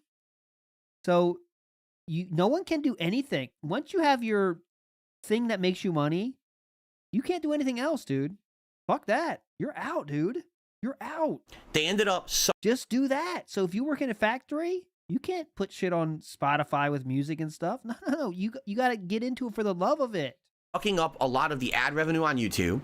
They ended up getting prominent sponsorship deals, like Tobuscus getting literally sponsored by Madden. Madden. Do you think he ever played a Madden game before he got the advertisement campaign? Now, yeah, because no one gets sponsorships without being like the full, total love of the product they shill. Probably never touched one in his life. But because he doesn't know what a football is, dude. I do. These companies were so off base. Instead of looking for people who were gamers that were not professional like myself, advertise their products and accurately represent them, they were just looking for anyone popular on YouTube. So people started getting opportunities. People started getting all of the prominence. You would see Toby Turner, Toby Games, iJustine's gameplay channel. They would be pushed to the forefront because a lot of people were watching them and subbing to them. The YouTube algorithm. And this is what you would watch. When you went to watch it, you're like, what the fuck is this? This isn't even like a walkthrough. This is a person who doesn't even understand. I thought you said your playthroughs aren't walkthroughs either, brother. And games, right? And why are they at the front of YouTube gaming? Because they have so many people watching them and subbing to them and enjoying it. There's people out there who are genuinely gamers, who love games, have passion for games, who work there. Why the fuck does the algorithm care about passion? They can't judge passion. An algorithm, unfortunately, cannot judge passion. Well, you know what it can judge? It can judge quality in terms of how many viewers they bring in. That is how they make their decisions. How long does this video keep people on our fucking site? And that is exactly why iJustine and Tobuscus were pushed to the front. Asses off to do Let's Plays and other edited content. And then you got this. And this is what YouTube was promoting. Okay? And yes, back in the day, this absolutely positively irked me. This woman. Oh, you got that right. It irks you to this day. Sent to E3 by companies to cover their fucking press conferences. All right? Yeah, what'd you say about her there, though? Are you going to bring that up? Did he say this woman? I got to hear that. This absolutely positively irked me. This woman was getting... Oh, God. This woman. Still salty. I thought you apologized. What's going on here? We going to hear about the message you sent in chat? Let me remind everybody, just in case you forgot. That is what Philip Burnell said back in the day. Let's see if he's going to bring that up here. This absolutely positively irked me. This woman was getting... Them damn woman, you know what I'm saying? They're always doing stuff. They're always doing stuff. To E3 by companies to cover their fucking press conferences. All right? This is what she did with gaming. Why exactly did she get to go to E3 to cover games and or represent game companies? This is her. This is representative of the content she put out. Okay? So, this is what I mean. This is how YouTube was back in the day. This is why I had issues. Oh, shit. Sheet Metal is dropping a bomb. Turkey Tom made a response video to Phil. Are you serious? All right, let's finish this real quick. If we have time, we'll watch it. When you had people like Toby Turner, and they were putting Madden ads on gameplay videos of people who were legit gamers, and those ads were advertising his YouTube channel, Toby Games. So imagine you're a legit person who loves games, you're passionate playthroughs, content, and you're getting ads from iJustine, Toby Games, and other shit on your channel telling people to go to their channels to watch their shit instead. Wow. Wow, that was real fair, huh? Right? So, this is what I mean, like, this is how bad YouTube was. Are you going to talk about the apology, sir? And this is where I had issue with these kind of people. Did you think that she had passion for games? Maybe today she does, because now for over a decade, she's been known for gaming content. Why? Because YouTube hand-selected her to be gaming content. Do you understand? YouTube hand-selected her to be a YouTube gamer. What? It wasn't because of the quality of what she put out. It wasn't because she had passion for it. She literally didn't make game content until it was monetizable. Then she started making it. The same thing with Toby Turner. He didn't literally never played a video game on YouTube until you can make money doing it. And then all of a sudden, he was chosen to be the prominent gamer.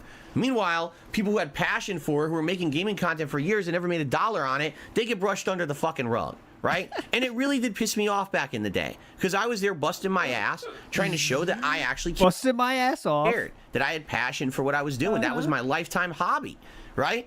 But no. The opportunities always went to the big wigs, to the people who were, let's be honest here, these were people who were like face models, right? Oh, look at me with my fucking lighting because I'm a daily vlogger, so I put makeup on and everything before I make a fucking video. So they're the ones, the face of YouTube, and they're already popular. So let's make them the prominent gamers now too. Right. You know, it's just sad that that's the way they went. Now the good news is this is not like this anymore. All right. Most people now who are prominent on YouTube for gaming are actual gamers. It's changed over the last 10, 15 years. But it was very frustrating in the earlier days of YouTube trying to be a gaming YouTuber to putting up with this shit. Because, like, this video probably got hundreds of thousands, if not millions of views, and people liked it. Oh, this is a great gameplay. It is? Who said that? If people are going for good gameplay, right? If people are going for good gameplay, would they be watching DSP for good gameplay? That's what he's insinuating here, is bad gameplay means people shouldn't watch it. People watch stuff for for many reasons, and some people like to watch people fail, and they laugh at the failure, right? Because I'm sure, by the way, iJustine was not this kind of person that was like, well, I can't figure this out. Fuck this game, dude. She was not like that. She was probably laughing at it and said, I can't figure this out. I'm stupid. You know what I'm saying? And some people like to watch that. Some people like to watch people do stuff because they're entertaining in all ways. It doesn't matter if they're playing a game well or not. But he's trying to say that you have to be a quality game player to enjoy this when he's not. He can't beat Mario fucking Elephant, whatever it's called, Wonder. It is, really. Send her to E3. Give her all the opportunity. She wasn't sent to E3 because of her gameplay skill. She's sent to E3 because she's a professional presenter. Again, who do they want? This guy on the right? Or iJustine?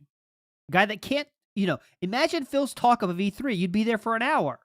All right, guys, welcome to E3. I guess the first thing to start things off with would be, my history with E3. Back in 2009, 2004, I first saw my E3 thing. And then, can we get to the point, please, sir? We got to enter us the game. While the other gamers get treated like dirt and brushed under the rug. They don't exist. Philip was treated like dirt. Treated like dirt. Right? That's how it was back then, But now... Yeah, the schedule. All right, guys, so let's go through the schedule. I did post that on our YouTube community post first, so we're going to go through that again. Last night, let's go through my YouTube live I sent from my hotel last night. Started out, we talked about the venue, and then after that, we talked about the food options. I got some pizza, compared that to Vinny's Pizza. All right, then we're going to talk about the schedule for the actual convention. So 11 o'clock, the doors are open, okay? And then 11:15, we're going to get some shout-outs going. We got to talk about all the donors, of course. That's how it would be. Now, things are different. But, of course, there's a whole new bag of problems now with the selected gamers who are now the prominent people on YouTube and stuff like that. I'm not part of any of these groups. I never was. I was not Mr. Popular back then. I'm not Mr. Popular now. I don't really give a shit anymore. But if anything, this video is representative of how messed up it is. How do you choose someone like her? Or again, are we going to mention it at all or not? I'm starting to fear we're not going to mention it. Turner to be the prominent gamers of YouTube. They were fakes. They literally only made a gameplay video when you could monetize it because they wanted to have the big bucks. They only made gameplay channels when it was convenient to cash in. They didn't give two shits about games, and likely they would have never made content about games if they never could have monetized it. It's pure this versus passion. It's sad. It's pure this versus passion. It's pure iJustine is getting gangbanged by EA executive staff all weekend. The only fucking reason she was actually hired in the first place, LOL. So that was passion. This is passion, okay? Passion. Really is sad that that's where YouTube went, and that's where a lot of that feeling of anger came from me back then, busting my ass, trying to be prominent, trying to make a living doing it, trying to be... Busting your ass instead of being smart and diversifying like iJustine did. Doing all the stuff and having passion for it and seeing these people be the popular people. These people. What do you mean, these people? Anyway, I guess I just wasn't handsome enough. I looked like a monkey's butt. So, I didn't put makeup on, and I didn't do vlogging videos like that. So I guess that's why YouTube didn't like me. Anyway, let's continue. Yeah, it's really about the makeup. Stop Tommy Vassetti. Didn't they never let him out? He kept his head down. Helps people forget. All right. We've been talking about expanding down south, right? I wish you could watch that. But that, let's see a little bit more. Vice City is 24 karat gold these days. The Colombians, the Mexicans, hell, even those Cuban refugees are cutting themselves a piece of some nice action. But it's all drugs, Sonny. None of the families will touch that shit. Times are changing. The theme of the radio The station. families can't keep their backs turned while our enemies reap the rewards. Keep watching. Who's our contact down there? We'll keep watching. I can't go away from this. I can't get to the wrap up the yet. intro to Vice City? Vice City, but nothing goes wrong? Okay, whatever. I'm done with this. Never mind. Fuck it. But all right, I'm not gonna. The video did drop. It is true. I'll give you guys a link. I'm not gonna watch it here because I don't want to. You know, that's kind of. I don't like doing that when a video just came out. You review. You know, you react to it. That's kind of. I don't like to do that. Let the guy get his day one views, even though it's I'm not saying we have thousands of people here, but still, let him get his day one views.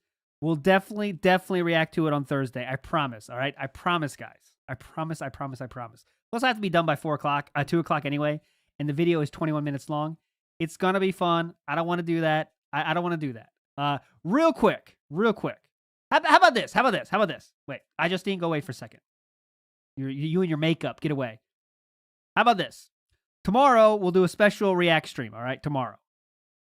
That'll let him get his day one views, and then we watch it. How about that? I just don't like to do it like right away. I know it's stupid. I understand that. But let's do that, all right? Maybe we'll do a special thing tomorrow. Maybe, that sounds good. Let's do tomorrow. I'm perfectly delivering what I promised today, okay? But we'll do it tomorrow, all right? Tomorrow. Anyways, let's go. Iceberg time. iJustine, I believe iJustine, the legend that she is, will forever be remembered today, after today. I think she probably is it a 1, 2, or 3? Oh shit, not that. I'm thinking come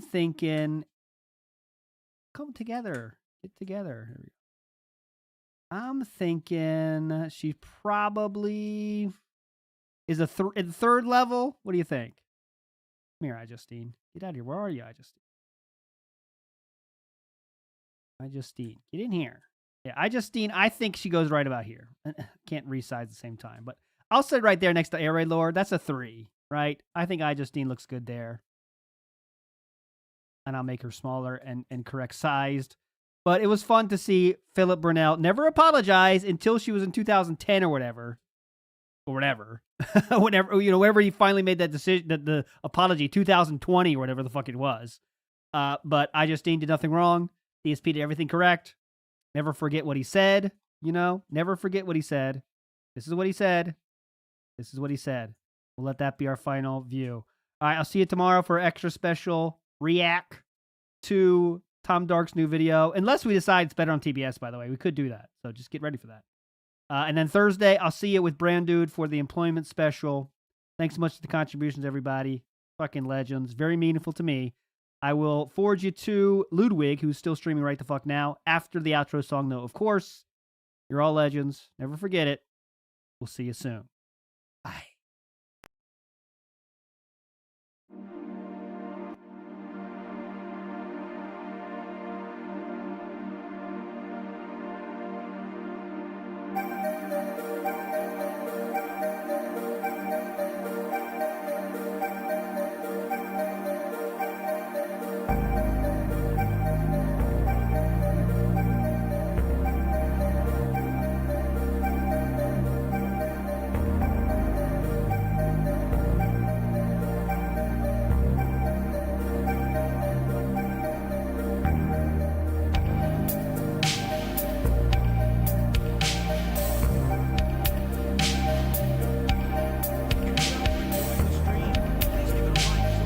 $175 likes and climbing. That's crazy. Thank you, guys.